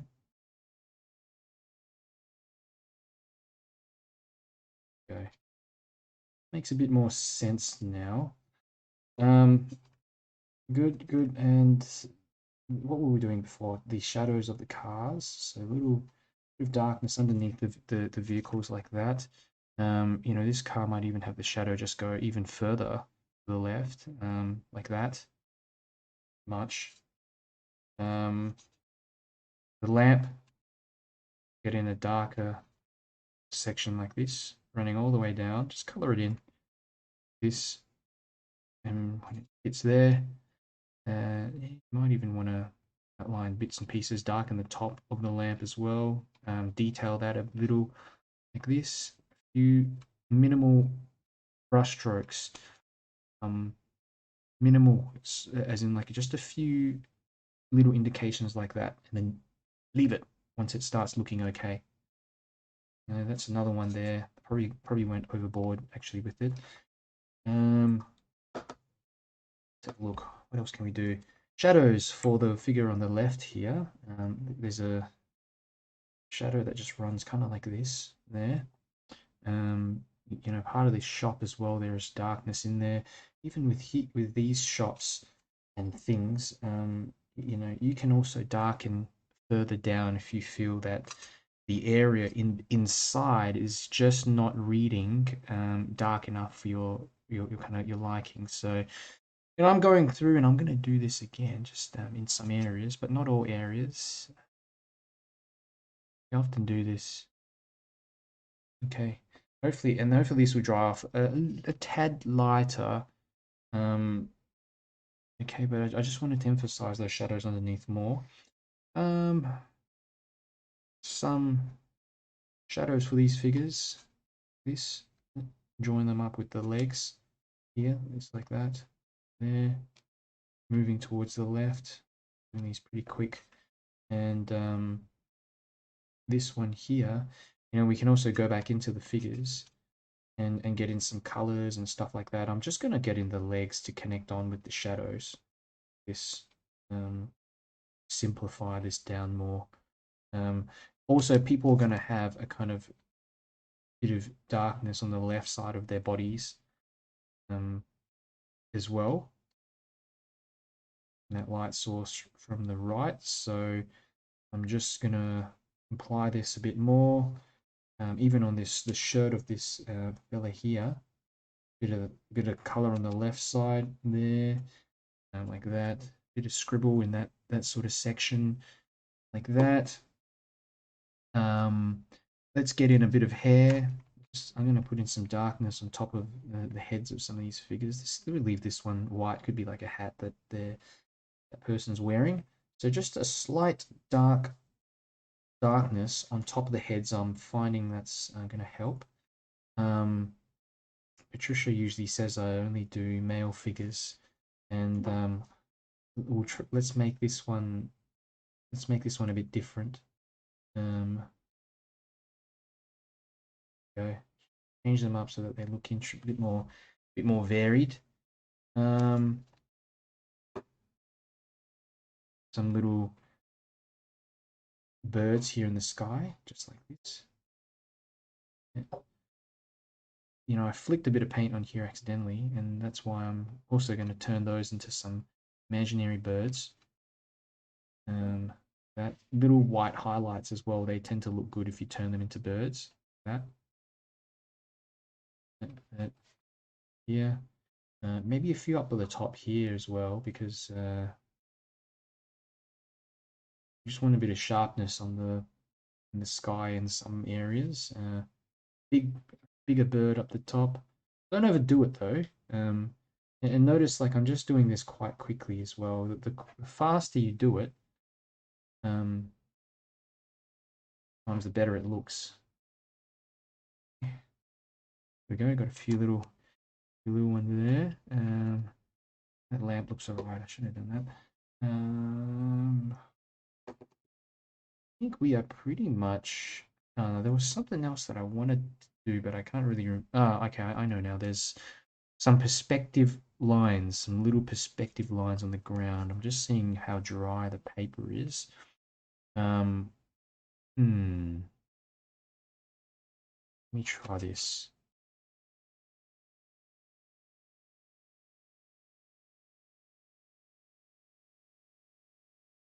dry the brush off.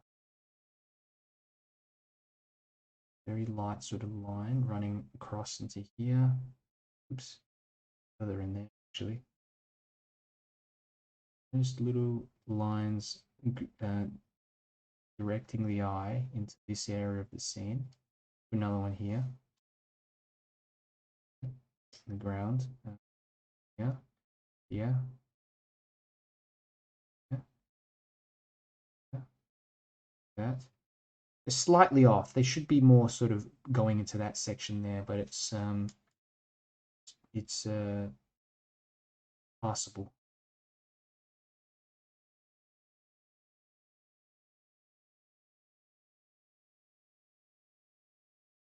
Yeah. Okay. I think we're pretty much finished with this one. How are you all going? And did everything make sense? I'll just check the comments and get back to you. Okay. Yvette, good to see you. Good to see you, Yvette. Yvette says lovely. Thank you. I like the shadows. I think I've done those all right. And then once it dries off, we'll look at it. And V says, "Wow, these shadows make it made it 3D and gave it life, more movement." Yep. I think once you add the shadows in, it's just amazing what happens, and leaving the sharpness of it there really makes such a difference. I probably thinking this section here, I'll rework a little bit later and add in a little bit more darkness on some areas underneath the windows, another stroke of darkness to further emphasize those shadows. But apart from that, I'm quite happy with how that's looked. This is the most important part of the shadows, just getting the large general shadow that forms and connects along the building. You'll notice it starts here, comes along on the ground here, connects up there, comes here, connects there, goes across underneath the ledge, comes here. It's like a looming sort of darkness or whatever that just envelops part of the building, and then we've got part of it here as well. Think of it as one big shape, one big dark shape, and even look, the figure connects to here. This figure connects to here because having a connection between the foreground and the midground and the background is so crucial. So if I left this area just completely yellow, there'd just be something. I find that it just needs something to connect up the two sections and overlap. Looks better that way. Nikki says I was unsure about the shadows, but it looks great. Yeah, and adding the shadows is probably the most frightening bit, I suppose, of doing this scene, because you put them on and they always look too dark. But once you actually yeah, once they're in and the paint dries, you end up your brain just kind of refocuses on it and looks a bit more realistic for you. So look at that. See, I've kind of adapted what I did here, right? But a little bit more detailed. Afterwards as well, you can go in and darken some of the windows with your pen, like V was saying, and V was kind of asking before. You can go in afterwards, add in some more with the pen. It's not the end. It's not the end.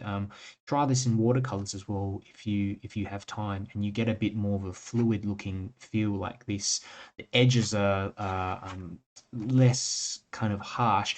It's a different feeling, isn't it? You can both elements, both styles, line and wash, and just watercolor in itself. They both have their own kind of beauty, but I would like to talk. I like to talk you guys through my process, my kind of creative process, and how I do all this, how I adapt things, and what goes on in my head. And it may, sometimes I feel like I'm fluffing and talking a lot of the time, but I think it for some of you have told me it's helped you to understand how I think, because a lot of the painting starts even before you physically paint.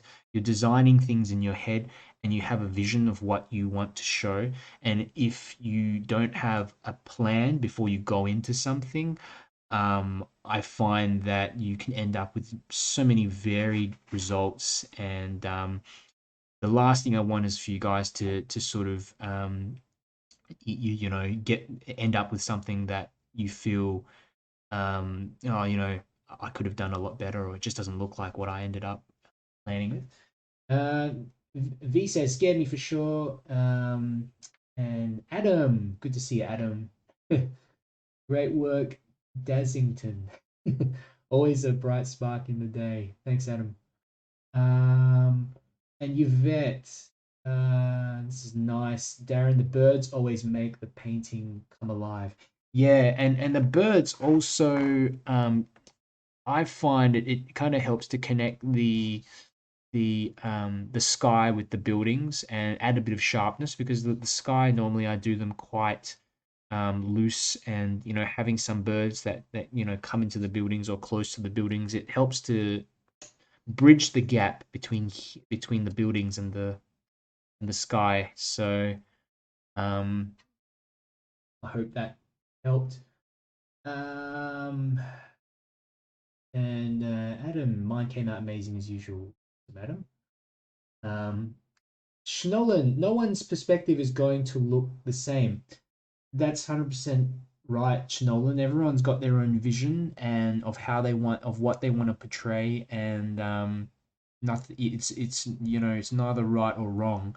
At the end of the day, there are technical skills that I believe is it's very crucial to learn, because the more technical skills that you know, it's kind of like a toolbox. It's different tools that you can pull out and to express what you have in your mind. Sometimes you have a vision of what you want to express, but you don't have the tools to be able to express it in painting. It's like learning those techniques so that you can have more that so you can more readily express yourself in different ways. Doesn't mean you have to do everything exactly technically correct or whatever, but you might have something like, oh, I want to create a contrast here. How am I going to do that? But if you don't have an understanding of tone, it's going to be tough for you to get your vision onto the page. So that's kind of something I hope helps.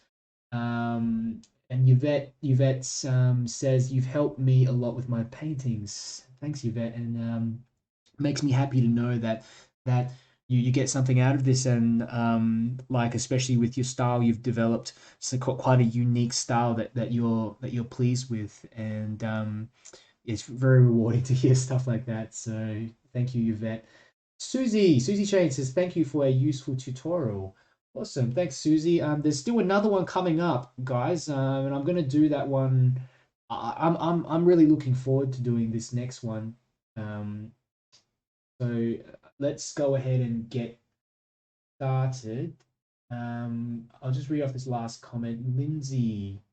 Um, Lindsay says, turned out okay. Wasn't brave enough to be as dark on the left, but other side doesn't look as bright. Yeah, that's okay. You can always remember. You can always go through later and put a second wash through. Don't feel like you have to get it in just. You can go in and go a second wash. Kind of, I did that here as well. Look, painting with 𝗪𝗪𝗧𝗏. I think I've already answered that question. Paramita Roy, it's beautiful. Love it. Thank you, Paramita.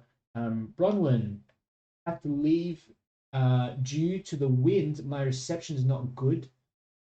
Do enjoy the Saturdays. We'll watch later. Bronwyn. No worries. The wind. Are you outside? Watching these outside. Myrtle looks great. Thank you so much. I've learned a lot. The lines at the end just draws your eye to the focal point. Nice. Thank you. Thank you, Myrtle. Excellent. So let's start on the second one. I'm really excited to do this scene because I love doing boat scenes. So let's take a real quick break. We'll take a real quick break. I'll be back in about 5-10 minutes, and we'll get on to this next one, guys. So I'll pop it back into the waiting screen But if you have questions, put them in and I'll answer them when I get back. Thank you.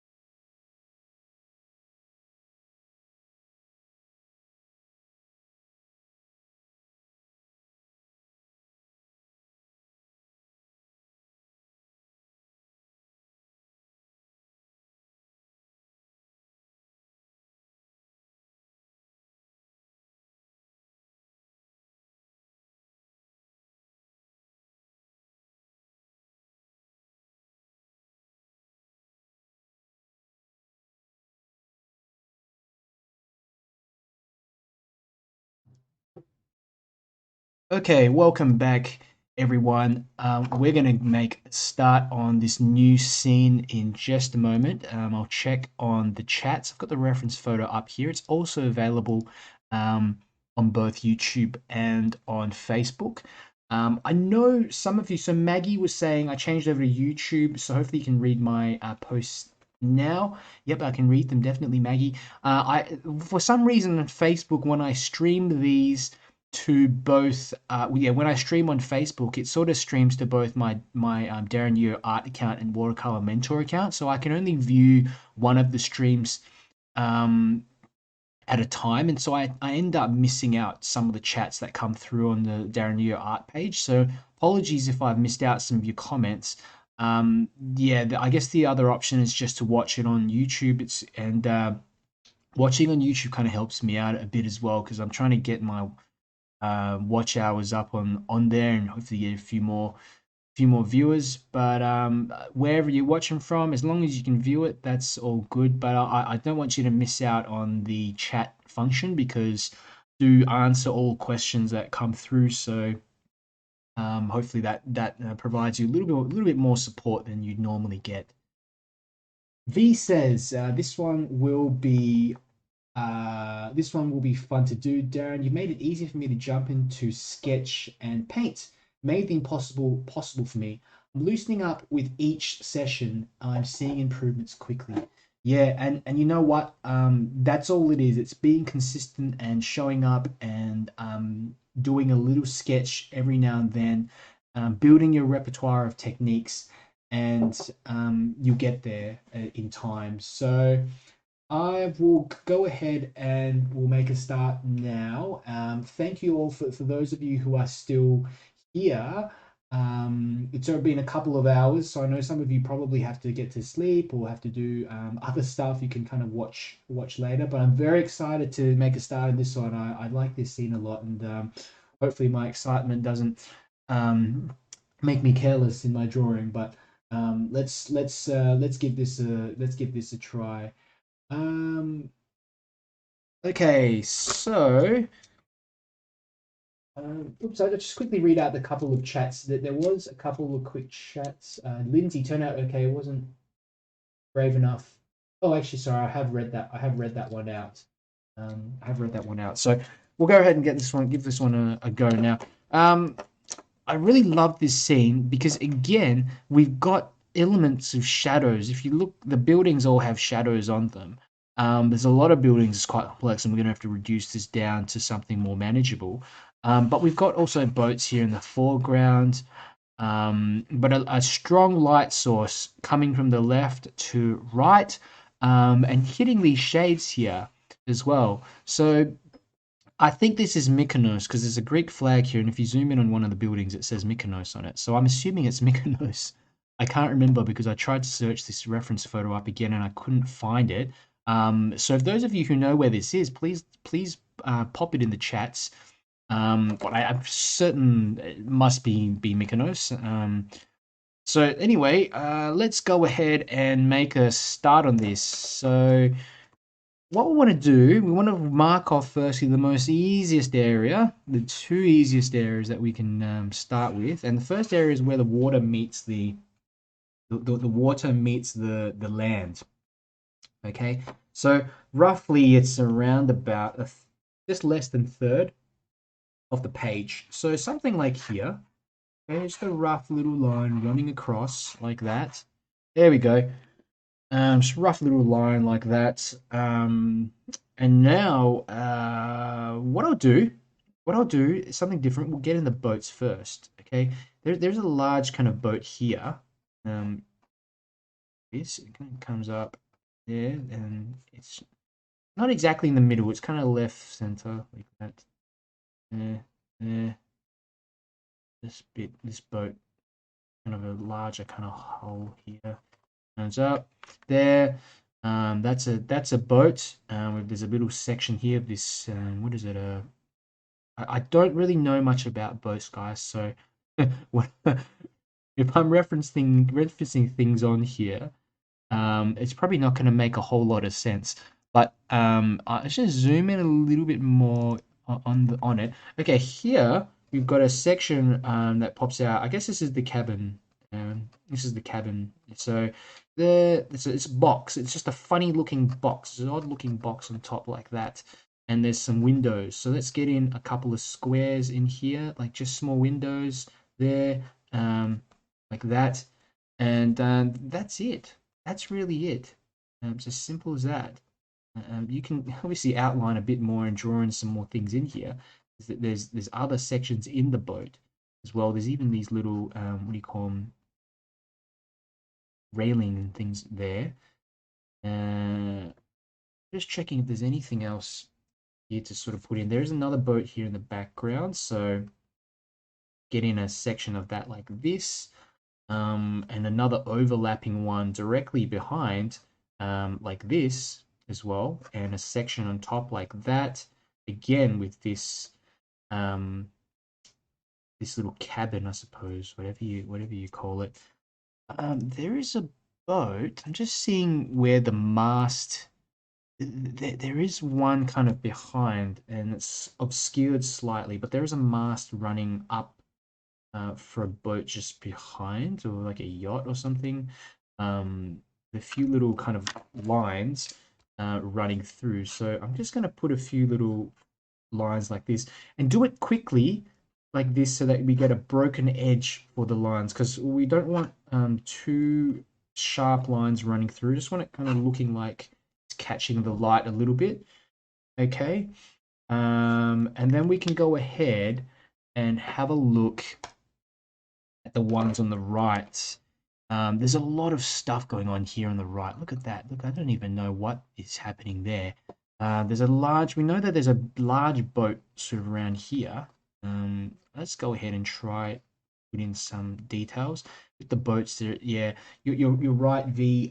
Boats are a little bit easier, I'd say, than people. You can simplify the shapes of them down a lot, but they can also be tricky to draw in their own way too. If you haven't drawn them before, but they're just, as long as it has that sort of generic um, shape, like it's just kind of like a rectangular shape with curves up at the front. It's going to look like a boat. So, I just, keep it simple, really. There's a little one here, looks like a little fishing boat that's joined up with this larger one here. And look at this. There is a kind of another section of this. What do you call it? I keep forgetting the name of the cabin or what have you. There are all kinds of rubbish here, and I think it feel like a fishing boat. I think maybe it's a fishing boat. Hey, color in that window like that, and maybe there are people on here. I'm kind of thinking maybe there could be someone here. Just a quick, little figure like that on this boat. Another one here, something like this. I'm just making them really small. That one's a bit big, but we'll be okay. There's all kinds of stuff also running. This is an interesting, yeah, it's a very interesting boat because I'm not sure why there's all kinds of gear running around on it. There's like, these little.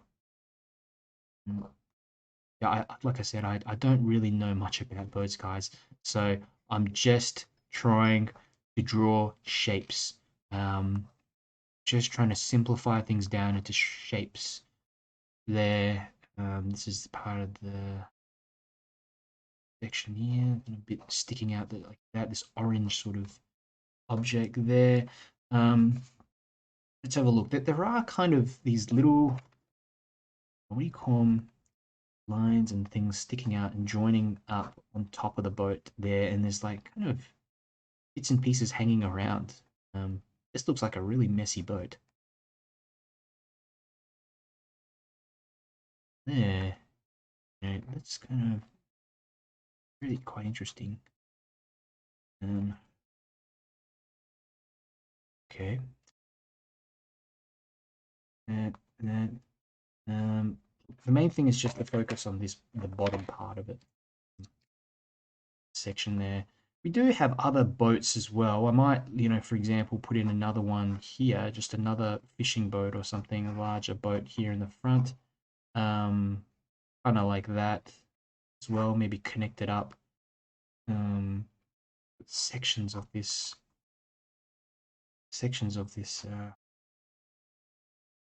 the rigging of the boats too. That. And it is fairly dark as well underneath here. So, you know, I might just put in some of that darkness like that, just scratch in a bit of that so that these boats in front come out a bit more. This one too, let's scratch in a bit more darkness in there, like that. And I think that looks kind of all right.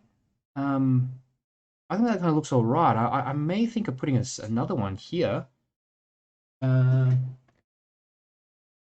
Great. V says pick and choose what to draw in a boat. They have many accessories. Yeah, there's a lot in. There's so many things in there, just like shapes. Just looking at those shapes, otherwise it's going to drive me nuts.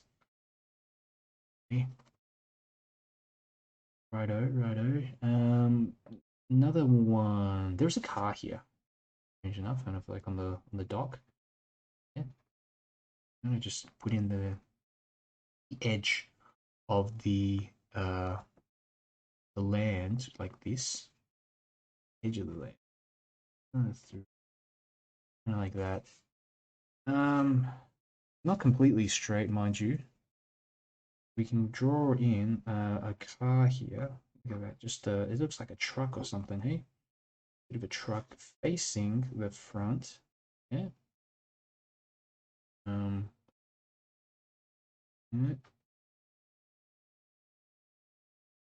Hood of the car.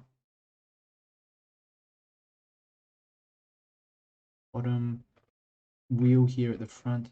Just something quick like that. In fact, it's probably comes down more like this. There. Okay. Very loose. Very loose. It's in fact this car looks probably a bit too big, slightly too big. Should be smaller, kind of smaller like this one, but we'll make do with it anyway. Make do. Now we will. I really think I should put a boat or something like a larger boat here in front of it. I'm gonna just get a section. See how I'm gonna do this. Maybe it's facing off in this direction a bit more, like that, kind of coming in from an angle. Because I don't want to eliminate that car completely, right? This can be a section of the boat, and then maybe a bit of the mast pointing upwards like this. And you know, V, it's kind of like that idea that you had before of the lamp. I'm not going to turn this into a lamp, but a kind of balance, hopefully a vertical here. Bit interesting. Let's get in some details for the boat underneath. What do they have on them? They've got these little, some of them have got these circular float nose on them as well.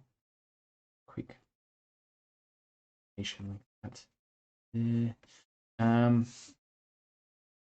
Right. And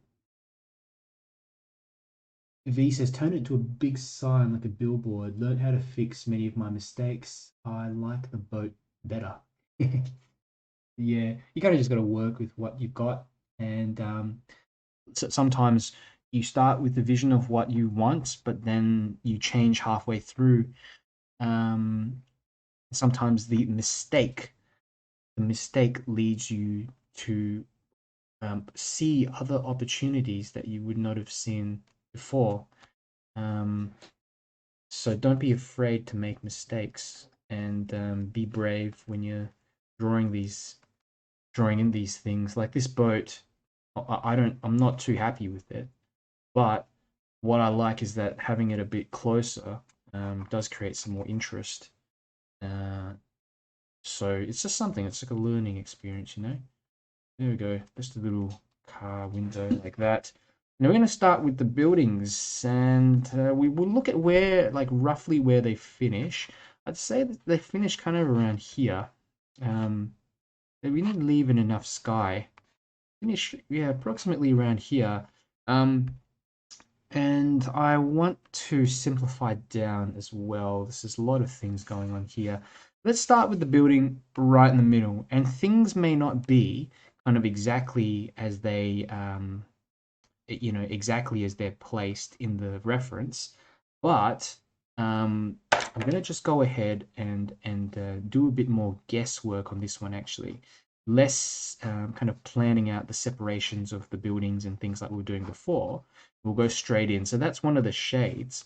And then we'll carry a couple of these, what do you call them, these little pillars of the buildings, carry them down. I'm experimenting around as well using like a thinner liner. That was a 0.38 liner instead of using a 0.5 liner, just to see if these lines look a bit better if they're thinner, and they can kind of push this back more into the background. Here is some kind of shade here as well, like that. And I'm going to play around with this, kind of like a triangular type shape, and then this one comes down, and that's another shape like this there, like that. What else do we have? And some of these buildings may be forced out, who knows, but I just want to work on and have a bit of fun with this one.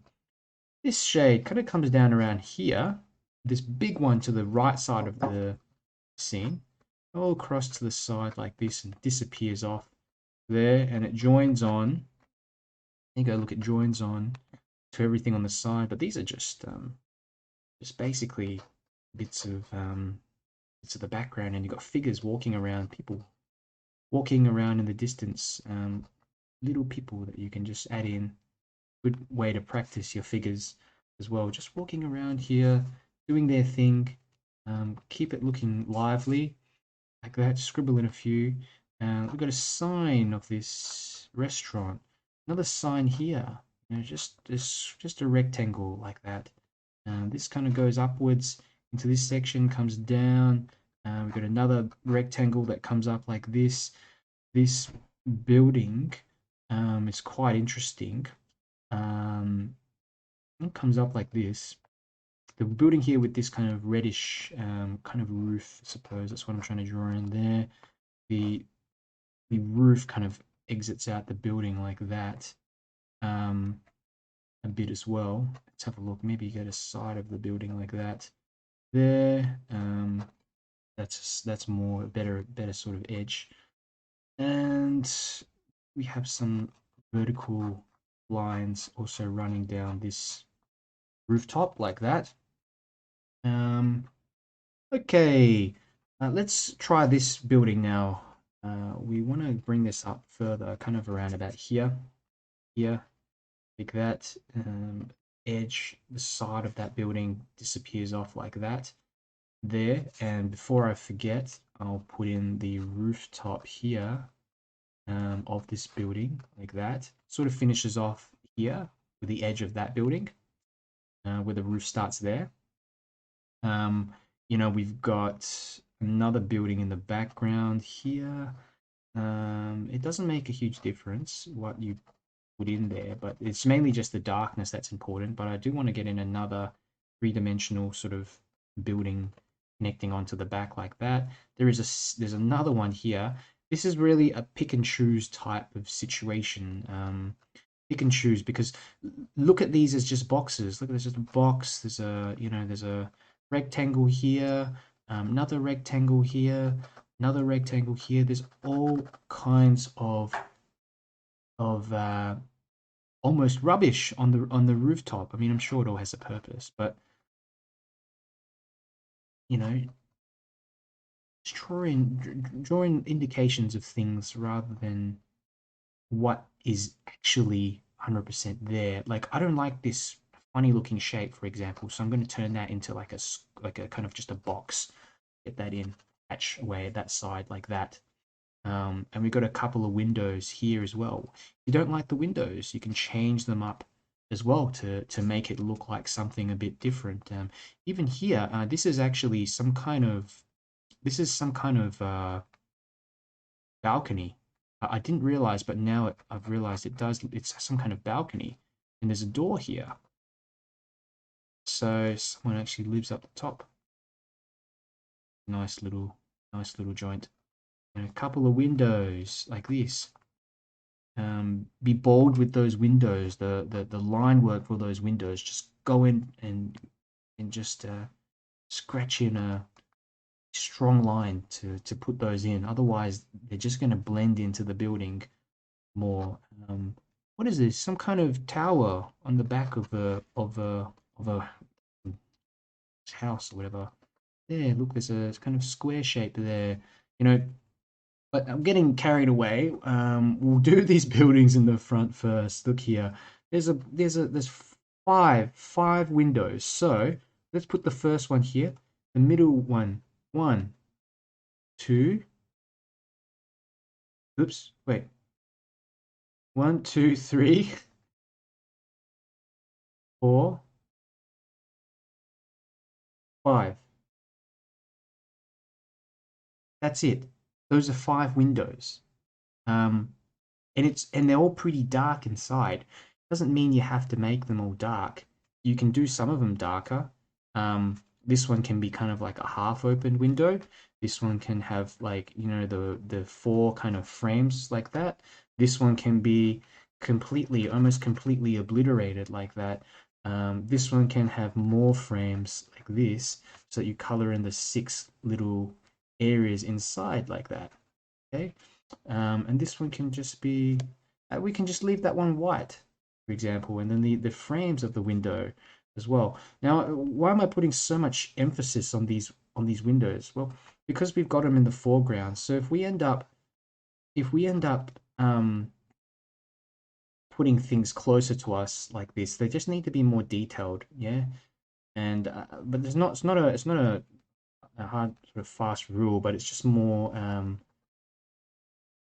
I find something that helps out a lot is just to detail more areas in the front, or just areas of focus that you want. I mean, for you, you might think the boats are more interesting and you want to focus more on the boats. You might want to tell that story. Okay, so you know, really at this stage, what some people do is that they start hatching away at sections as well, and that's an option. That's really an option for you if you want to do some of your shading. In the pen, you can do it now. I tend to do a lot of my shading afterwards. I just enjoy it more as a whole to do the painting. It helps me to practice my painting skills as well. So we're going to do this. There's a little building to the left of this one. Just a little one. Has an edge like this. Disappears off there, and that comes down. Where does it come down to? Almost here. There. And there's a balcony region. Oops, too low. It should be up more like here. Yeah. And look at that. Just little vertical marks signifying the kind of balcony or whatever it is. You know, I'm really being quite quick here as well, quicker than usual. And there you go, little balcony there. Yeah, and then you've got 2 windows. These windows have shutters on them, to the side like that. So draw the middle bit first, add the shutters in afterwards, and then you can do this sort of thing. Get the little lines on the side, or whatever you call them. And this here, look, darken in there, and then for this one, I might just darken here on the sides like that.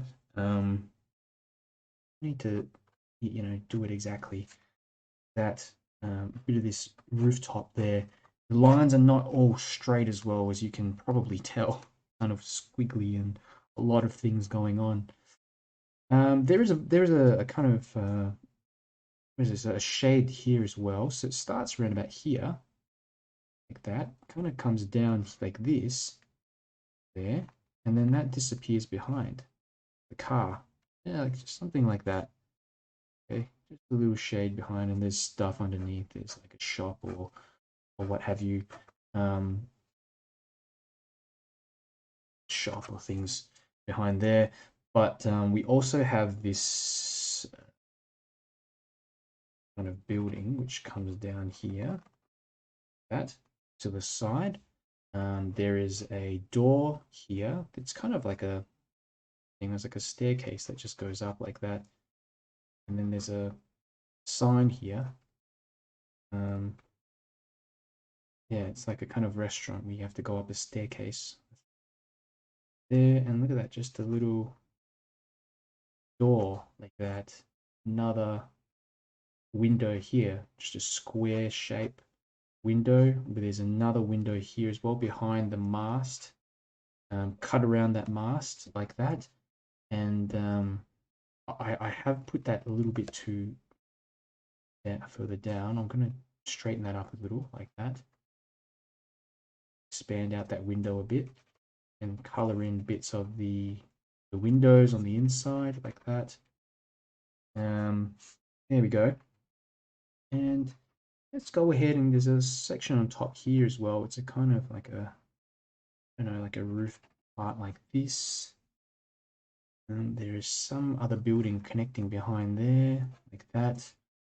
Now the rest of this is really just up to your imagination, and whatever you want to include in the back of this, you know, this entire region, because there's a lot of really a lot of detail in here. You know, this building should actually be taller, but doesn't matter. For example, I might get this large building here, and just get it to go up all the way here, that, and then get the side in there, building behind, like this, comes down, and it joins kind of to this another building here. You always do the stuff in the front first, and you never, and you won't go wrong. Okay, even on top of the buildings, there's things like these air conditioner ducts or bits of things on the roof. Who knows? Draw them in first, and then do the building behind after those bits and pieces are drawn in. Okay, and there we go. Look, this is a side of a building here, edge of a building, and there's again a kind of a tower or something here. Interesting sort of shape, like that here as well. There's something here. Know what it is? Look at that, another line here, and a building kind of directly behind this building like that, with stuff on the roof. You know, another kind of thing there. I don't know what they are, but they're just features of the building, and they join with the sky, and that's it. That right side of the scene is pretty much done. You know, drawing wise, I mean, really, it's just picking out. You want to put in windows here, for example. That can be something there. Over here, there's more details. More and more details start to emerge from the background as you focus on them. Again, just picking out what you like in there. I like these geometric shapes, and trying to figure out where they start and finish, and that's why I sort of pick reference photos like this as well. You know, that's a section, I don't know what that is. That's another kind of tower or something like that there. But there's all kinds of stuff going on in here. Yeah, this can be a rooftop of some other building. Something else here. All kinds of stuff. Okay. You know, another thing you can do, switch to a smaller pen nib. I should have done this a bit earlier, but if you switch to a smaller pen nib, this stuff, all the stuff in the background will just kind of blend and look further back as well. Let's try some of this detail here on that left-hand side. What's the easiest thing probably to start first is this wall, which kind of begins here, wall behind section, another wall there. This joins on here like that. I like that 0.5 actually. I'll switch to that 0.5. You know, little rectangular shapes that just stretch up into the sky. Who knows what they are? Just parts of buildings. There's a dome here. like that, a red, warm sort of looking dome. I'm gonna sketch that in behind these other ones, these other sort of shapes like that. This, okay. There we go. Little dome, and then we've got other bits and pieces here. There's even a rooftop, some building like this, there, and there's underneath some little windows here as well. There, there's another building here as well.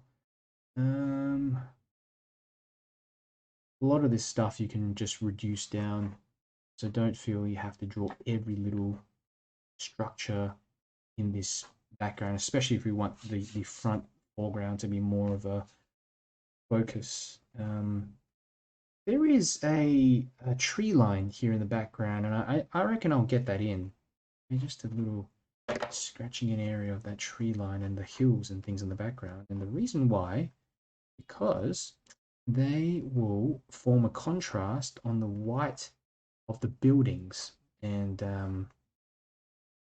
make it look quite interesting. Something here, it's a kind of like an arc and tower there.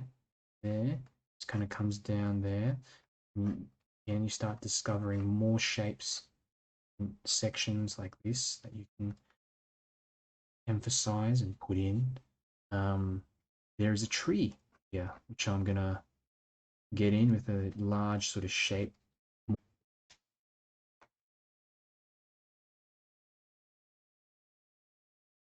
Okay, sorry about that, guys. There was there was an issue again with the stream, and yeah, I don't know what's the deal with it today. I've got to have a look at investigate further later on, but we're back up again. We're back up again. So I hope you can hear okay. Let me know if the audio and the camera is looking all right for you. There's a few hiccups. There's definitely a few hiccups this time around, hey? But you know what? That's life.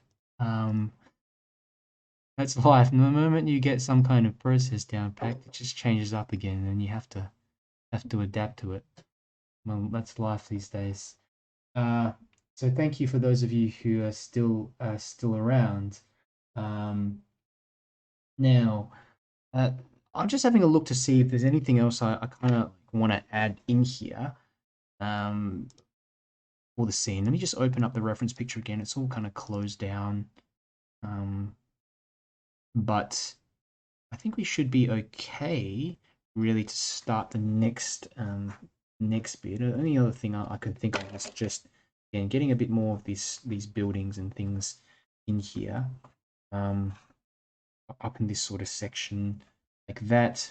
The figures that there are certainly figures in here as well. So I will draw in a bunch of figures just walking around on this part of the background area there. I think that helps create a more lively looking situation. Let's have a look. This boat, I want to straighten out the bottom of it a bit more like that there. All right, let's go ahead and get into the painting, everyone. So we will start off with a bit of color, a bit of lighter sort of color. So let's have a look.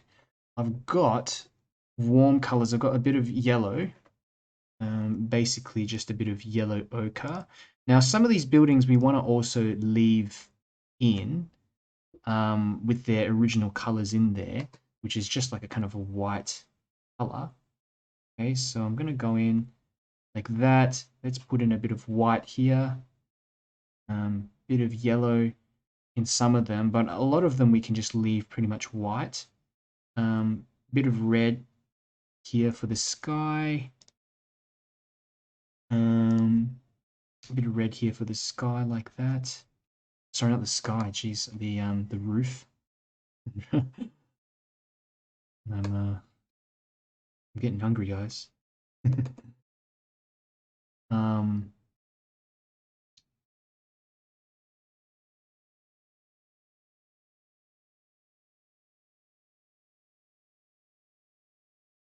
and a lot of this just putting in a light wash of color.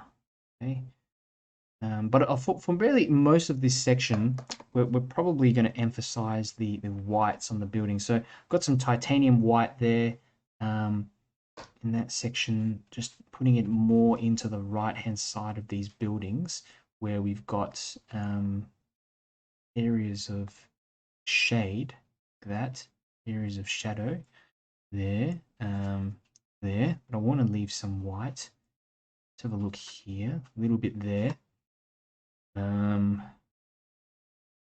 There. Bit of dry brush will be nice too. That. Okay, and continue along. Left hand, right hand side of the buildings. Yeah. Grey for this building. Yeah. Okay. Bit of yellow.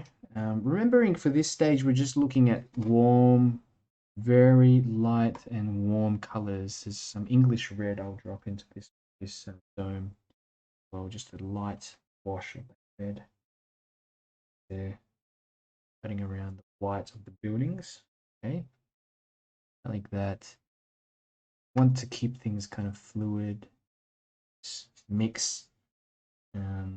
Some of these buildings are not completely white, so that's why doing what I'm doing. Some bit of that in there. Also, the shades you'll notice kind of this creamy sort of well. So I'm going to get in a bit of that Naples yellow. If you don't have Naples yellow, just mix up your own bit of yellow that you have, like a bright colored yellow with some white gouache. That sort of does the trick. Find it looks almost the same. And you know, again, the edges of the buildings, I will add in a little neutral tint maybe underneath some of these parts here where we've got like segments of shadows and things underneath here. Swap into a smaller brush as well. I've got a little round brush, number 6 round brush. Okay, and I'm trying to get some of this blending to happen like this. Okay, and remember to cut around the boats too. So like that, cutting around the boats and letting this wash blend in a bit with that nice yellow on top there. So just letting it go, and you've got to do this really quickly. And I will make this section below a bit darker as well and sharper, but a couple layers of this darker color would, I think, would do it quite well. So even here, this car there's a shadow underneath. I'll start just adding a bit of darkness to the right-hand side of that area. Let's have a look. There is actually shadows on that building too. Look, we will do a lot of that stuff later, shadows and what have you. Some of it you can kind of indicate wet onto wet, like this, and join it up a bit. As long as you keep it very, very light, you're safe. Okay, very, very light washes. Just want to create this sort of fluid feeling through this all this warmth. That's why I'm doing this. I think for those buildings, that's okay. Like for the car now, I might put in a bit of blue. Too bright. Let me dull that down a bit, like this. I just mixed in a bit of red in there. Bit of blue in here, and red. Just a touch of color. Touch of cool color, especially, like that. Not only you can do it for the car, you can go ahead and for the figures, do the same thing. So here and there, you can pick out some figures, add a bit of color onto them. You know, I try to pick like maybe some bluish colors or you know, so it's kind of light in there anyway. And put in some of their clothes, bit of color in there, and then cut around that color later with the darkness of the shades behind. So look at that, all these little multicolored people in there. I like this blue. Let's use some of that blue here. This is manganese blue hue. That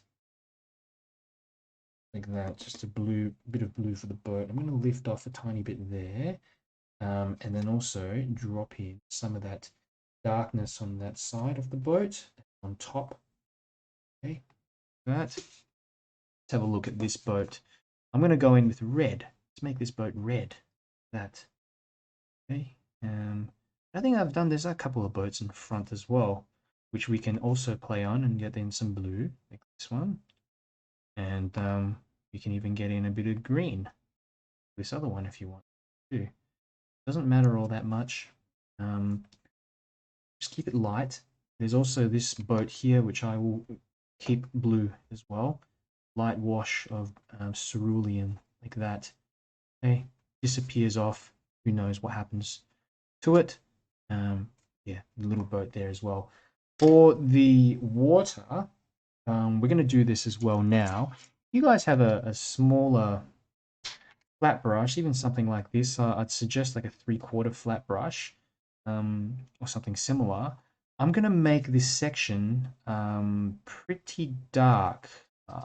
Like looking at the reference photo, it is fairly dark in that section. Got some cobalt blue. Drop that in. How does that look? That looks all right. Let me swap to a smaller brush, actually.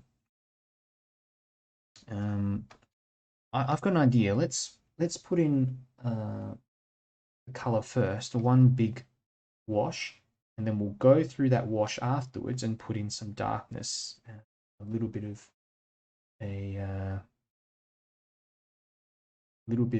see, like just like this, a little bit of darkness in there. So firstly, let's get the blue in. Okay, keep it pretty dark.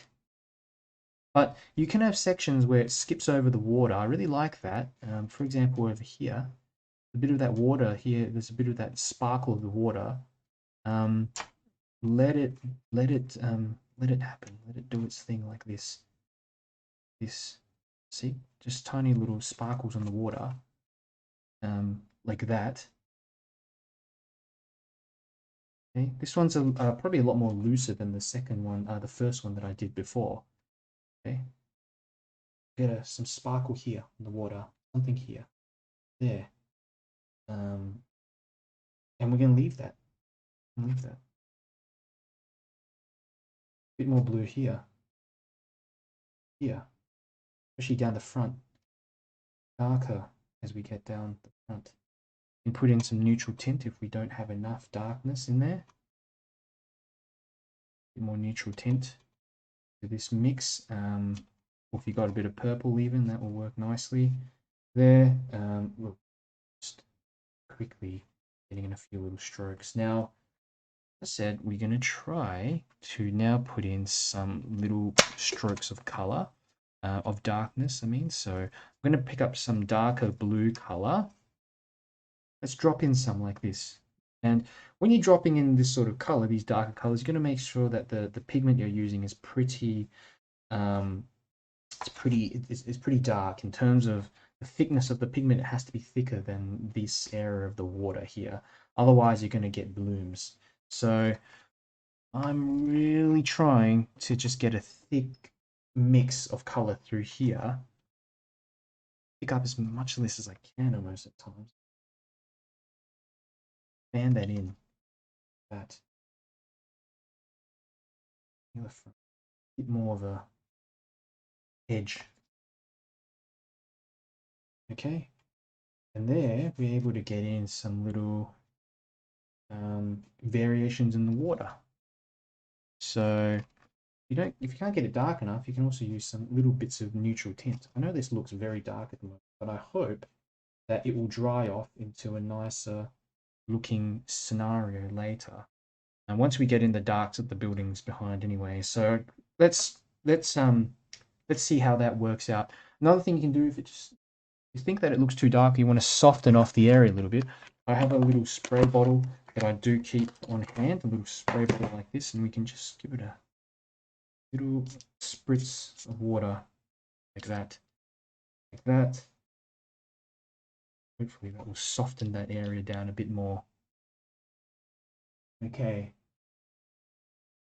Righto. So let's go ahead and do the shadows and the sky, finish everything off. Now the boat, I do get a bit of the blue here for the boat, so I'm going to get that in. Top part of the boat there. Some of the details in there as well. Yes. And I'm going to work my way actually through the buildings first. I've got all kinds of colors in here, but I do have this mixture of a kind of a funny looking gray here, a warmer gray. Let's emphasize these shadows a bit. So darkness here, that kind of a section of darkness running across the building here as well. Yes.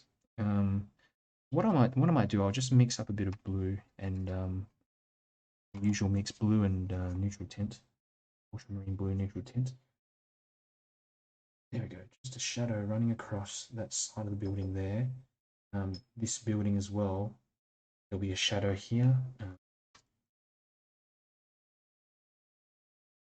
Running across. It is quite dark, I'd say. This very. I don't know if I want to improvise some shadows like this. Okay. That. Kind of what we were doing with the other ones is these sort of broken up shadows like that. This shadow comes in here at the side. There's even a line like this, and that joins up with the bottom part of the building. Yeah, yeah, yeah. Okay. The shadow comes and joins onto the bottom parts too. Now the mixture I'm using is about 1/4 paint to 3/4 water. Okay. The main thing we want to be careful about is to make sure that when you cut around these shades, don't color them all in as well. That's going to be the light, the painting. Okay. That there, cutting around. This is a lot more fluid, this mix, this painting, than all the others I've done. Usually I use the hairdryer around about this stage. To just show you more of a quicker version, a quicker sketch version. There we go. This area here needs to be darker, just underneath the shades and behind the back of the building here as well. There is darkness here. Yeah. Don't color it all in. You leave a bit of it white as well. That helps draw out some small details. Believe it or not, what you leave out is just as important as what you paint.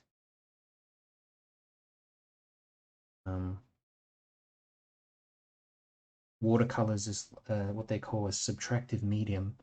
So the light is already here, and you're just taking away what's left.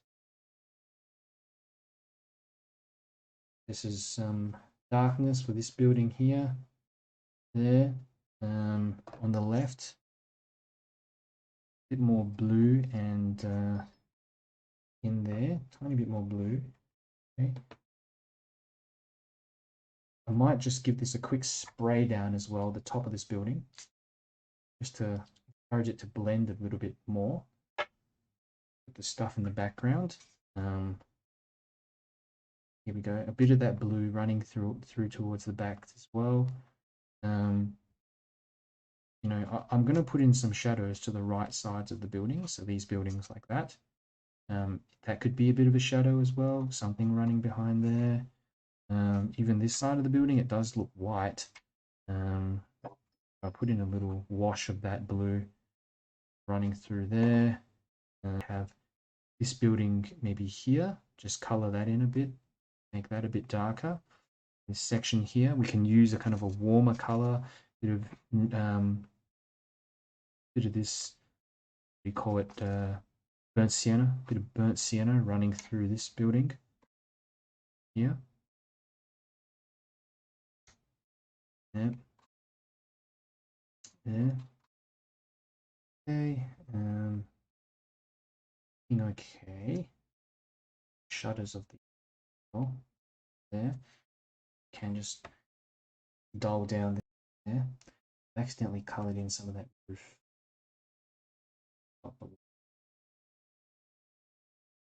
Shadow. So running across the edge of that building. It's gonna work out all right. Now moving into the other buildings in the back, I'm gonna start putting in little shadows. Now remember, we want to make the shadows here like a lot softer for the buildings at the back too. So the reason being is things in the background like this are just going to be softer further as we move back. So I don't want it to overpower. I don't want the eye to sort of focus too much on the stuff in the background. The risk here as well is that you tend to just so easy just to paint over everything and just paint over the whole lot and get rid of all that white. That's a shadow running across the side of that building like this. Oops. I've almost done the same mistake, just painted almost the whole thing in again. This here, if you notice very carefully, underneath this rooftop, there's a shadow. Little shadow, like that. It's learning to recognize those things and working with it. So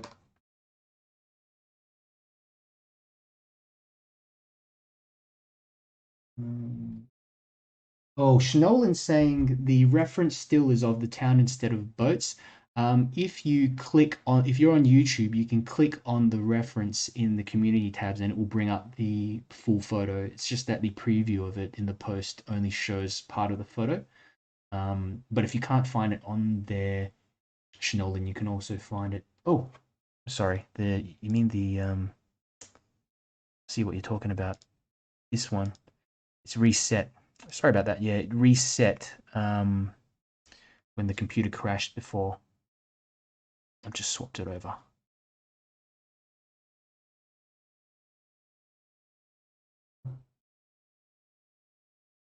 Right, continuing on. Bit of green for these buildings in the background. A bit of green. I'm going to use some emerald green. Cut around the buildings like that. Bit of emerald green like that. Look at how quick I'm doing these brush strokes as well. Bit of sap green and emerald green actually would be nice there. Then of course we've got these bits of mountainous regions here, which I'm going to use a mixture of green and brown. The dome here, cut around that dome. Green and emerald, sorry, emerald green, and a bit of this brown here. Them in with each other. Get pretty loose with those as well. There we go. Brown here. Oops. It's pretty dark. Well, so don't be afraid if you've kind of gone quite dark in that region. As long as the buildings kind of come to the forefront, it's the goal. Okay. Now it does run through this region where it kind of stops here, then it cuts around that section and then finishes here and then comes down around about here. Put in some more green in there as well. Even part of the tree or something there as well. I'll add in some more darkness in there. And then, of course, the top part of the painting, which is just blue, cerulean blue, and light as well. Keep it very, like a very light wash, cerulean blue. great thing about these flat brushes is that they hold a fair bit of paint, the large ones anyway. So we can get some parts to connect and some parts to just stick out like that, not fussed. But having a bit of that, the white in there will also make sure that it doesn't completely mix into the area of the sky. It's so easy to just start turning everything green if you're not careful at this point. You're going to leave that white on the paper for the buildings. Okay. That looks about it for now. I'm going to give this a quick dry and I'll do some finishing, some small little finishing touches. But yeah, any questions, let me know.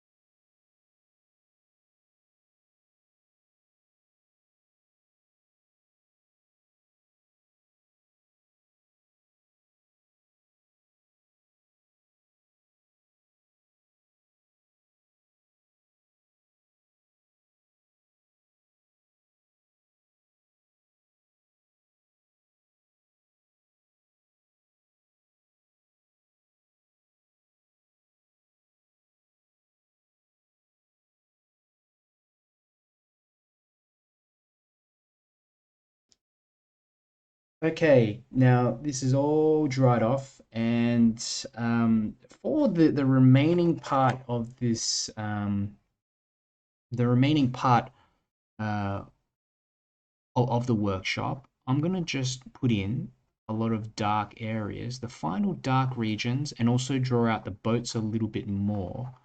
I've noticed also within the buildings, there's a lack of darkness in areas. So you can go in with the pen, and I've drawn in, look, that section of window there, that already looks a bit better. But a lot of the stuff here on the other parts of the windows, I'm actually going to get in with watercolors. It's just that this area, these areas here of these smaller windows, they tend to be a bit easier to use to sort of color in if you've got a pen. Use the pen, it just makes it a lot easier. That's why I'm doing it in pen. Okay, so little areas of contrast. I feel even on this side that needs to be darkened a bit more.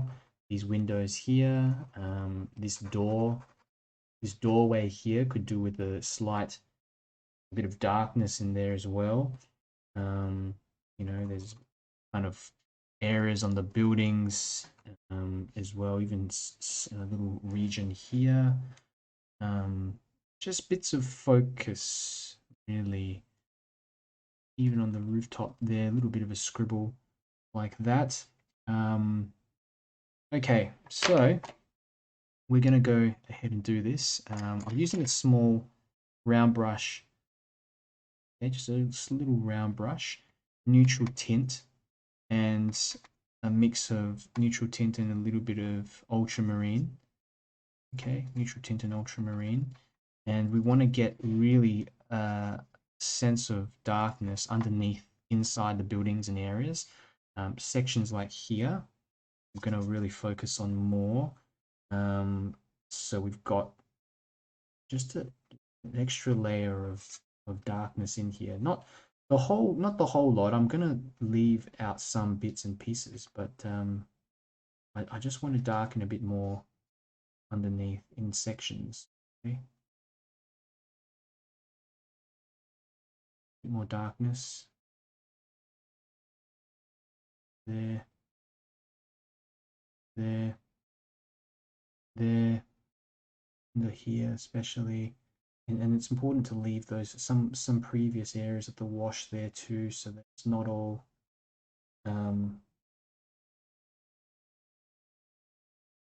not all the same color, yeah. And you know, I might even get a section here, a little shadow running across the side of this building. That, not really there, but something there. Bit of shadow there. Rest of it, more darkness behind that section. Okay, more here, here, underneath here, especially underneath here and where this car is. It's hard to really see what's going on in there anymore. Little bit of shadow underneath that car. Yep. Let's have a look. Where else could we fit in a bit more darkness here? There. Here. And these windows darken up a bit more. Right. Few little brush strokes. I don't want to. I don't want to overdo it. The temptation here is just to try to color everything in.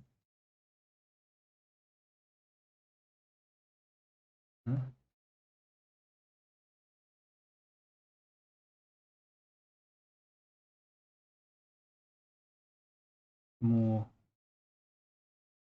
shadow on the right hand side of some of these buildings in the background. So here I've missed out a few, so I'm going to do these there. Oops, that's way too much. There, there, there, there. Maybe a bit here, like that. There. This could be like a shadow. There. Here.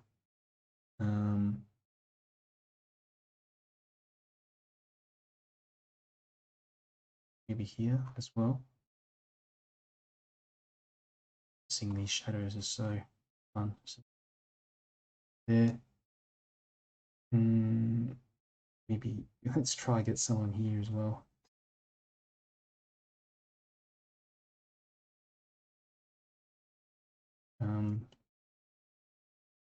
Exaggerate. No. Perhaps I'll leave this one. One stroke like that, but I'll leave that white on there. I like that white section like that. There. Bit here. Here. Here. Here. Here. No. Oh, maybe another shadow running across there and here as well. For that. Right. Fantastic. And the boats in the front. The boats in the front. This is going to be an interesting one. More darkness at the bottom. Firstly, add a little line of darkness with some neutral tint. Kind of ground them a bit more. That's that. I do need to darken that boat a little bit more to just bring it forwards. And let's think. I reckon a bit of white gouache would actually be quite nice to bring out some sails and things like that.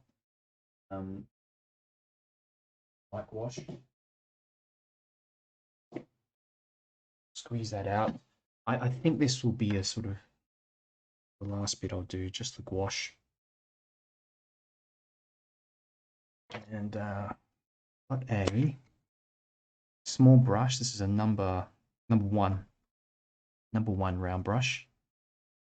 Okay, and pick up just some pure white gouache from that I've squeezed out from the tube, and I get in this sail mask. That can also do this in some areas like here. Maybe erased bits and pieces from the structures behind. You can just put them back in. This mast here, so better if I put in a bit of white. Also quickly getting a bit of an indication of it being reflected, with that sunlight catching onto it. Here's some more bits and pieces in the darkness put in as well, like this. Bit of highlight here, like that, and this sort of squiggly line there for the reflections and that kind of thing. Also, maybe some little marks on the water like this too. Be nice. That. This one here, a bit of the mast reflecting onto the water. That. Bit of reflections on the boats here. Light catching onto the tops of the boats. That. There. There. Another one there. Here, more importantly, one thing I've forgotten is this mast up the top that sort of runs all the way down. Like that. And I think we're pretty much finished for this one. It's really a bit quicker than my other one, but I hope that was helpful and hope that was fun for you as well. It's a bit looser than the first one that I did, but I think it has its own sort of charm, even though it's a bit more, like I said, just a little bit more looser. These little birds really, they make a difference. You can also put them running through the buildings sections too, like this. You know, some of them sort of in the water, even if you've got time to draw some in. But that again just helps break up the top section a little bit. This white and stuff in the water is nice. Oh. Cool. Fantastic. Thank you for everyone who has hung around and has watched this workshop. Hope you enjoyed it, and you had a picked up a few little tips and things along the way. Just having a look at the chats, and let's have a look. We've got some comments here. Nikki says, I'll muster up some courage to share one of my pieces on Facebook one day. Far from shareable at this point. Hey, we all have to start somewhere, and as long as you're comfortable, I think you'll get there. You'll get there one day. I certainly didn't share a lot of my stuff when I started out. Was a little bit weirded out by it. In fact, what I'll do now, I'll give you a little treat for those few of you who are watching. I'm going to go through. I'm going to show you one of the paintings I did when I first started out painting, just to show you how much you can progress within a well, it's not a short amount of time, but number of years. So that here is probably a painting I did back in 2014. And then there's another one there. I think that was 2014. This one's definitely 2014. So, you got to start somewhere, okay? And the good thing is, like, getting feedback. It allows you to be able to improve and being part of that community as well. But it's very entirely possible for you guys as well. It just comes to practice and being consistent as well. I mean, it's like night and day, really. Just keep working on it, and you will get there. Let's have a look. Who else? Any other comments? Yvette says, let's have a look. Nikki, Shinolan, thanks for being great inspiration to us. Love watching your sketch. Appreciate that, Shinolan, and for anyone watching along as well. It brings me a lot of inspiration as well, like having you guys watch along and getting just just hearing that it is useful to me. It yeah motivates me to keep doing these and continuing on recording them. Um, so that's great. Yvette says this one's great. Love how he did the buildings. I don't have any time I don't have to draw people is a win for me. Nikki.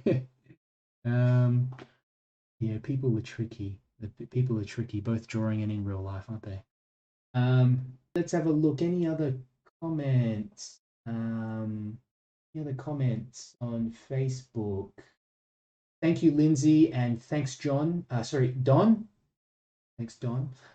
Been good to see some of your paintings as well that you've been posting, Don, recently.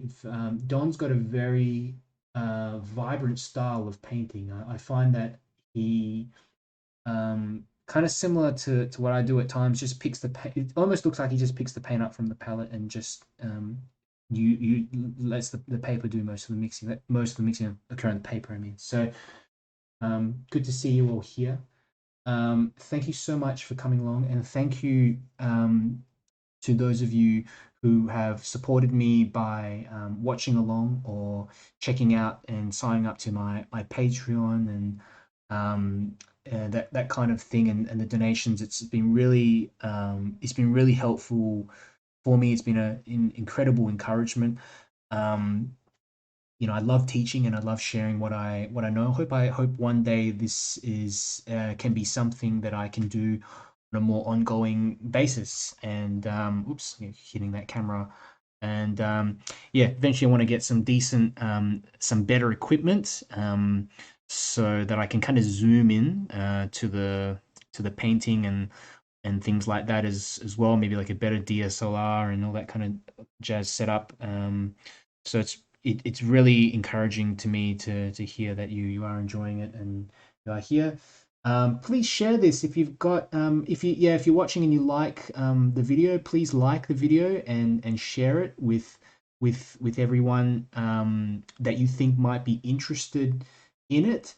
Um, it really helps me to sort of get these out. One thing that really is that bugs me is like marketing, like sharing this stuff on groups and things like that. It just takes a lot of time, and I like for this one I didn't really try to share it in many groups except for our main group. But um it's something that I really like, hope to do, just kind of get more of my stuff out there. But I realize it does take time as well.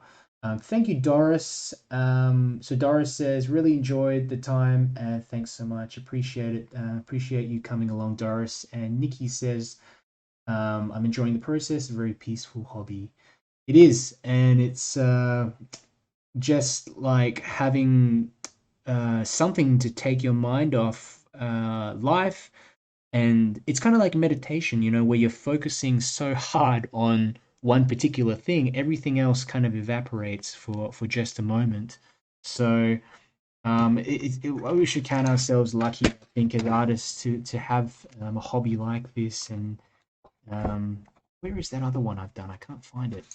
Yeah, here. I've done it a little bit further on. So we've done a couple here. That one.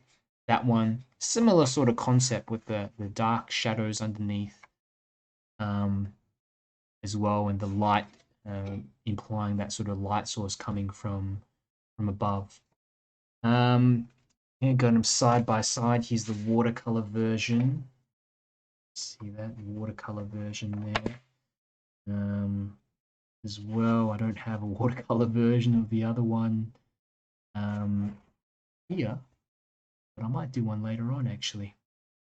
So appreciate your being here. I will end the live. If you have any other questions, let me know in the next minute. Otherwise, thank you all for coming along, and I will see you. I will catch you again next time. Gregorio, so it's just reading a few new chats. Gregorio says, thank you, Darren. I did more or less finish the Francine and just watching the second one. Awesome. And would like to see what you come up with, Gregorio. Post it. And if you want some feedback, So even like if you want constructive feedback, let me know as well. I never know. I never know because in terms of like whether you guys want some more detailed feedback or that kind of thing. So I can always provide that for you. Um, but yeah, thank you, Marianne Levy, and thank you, Yvette. Good night, everybody, and see you next time.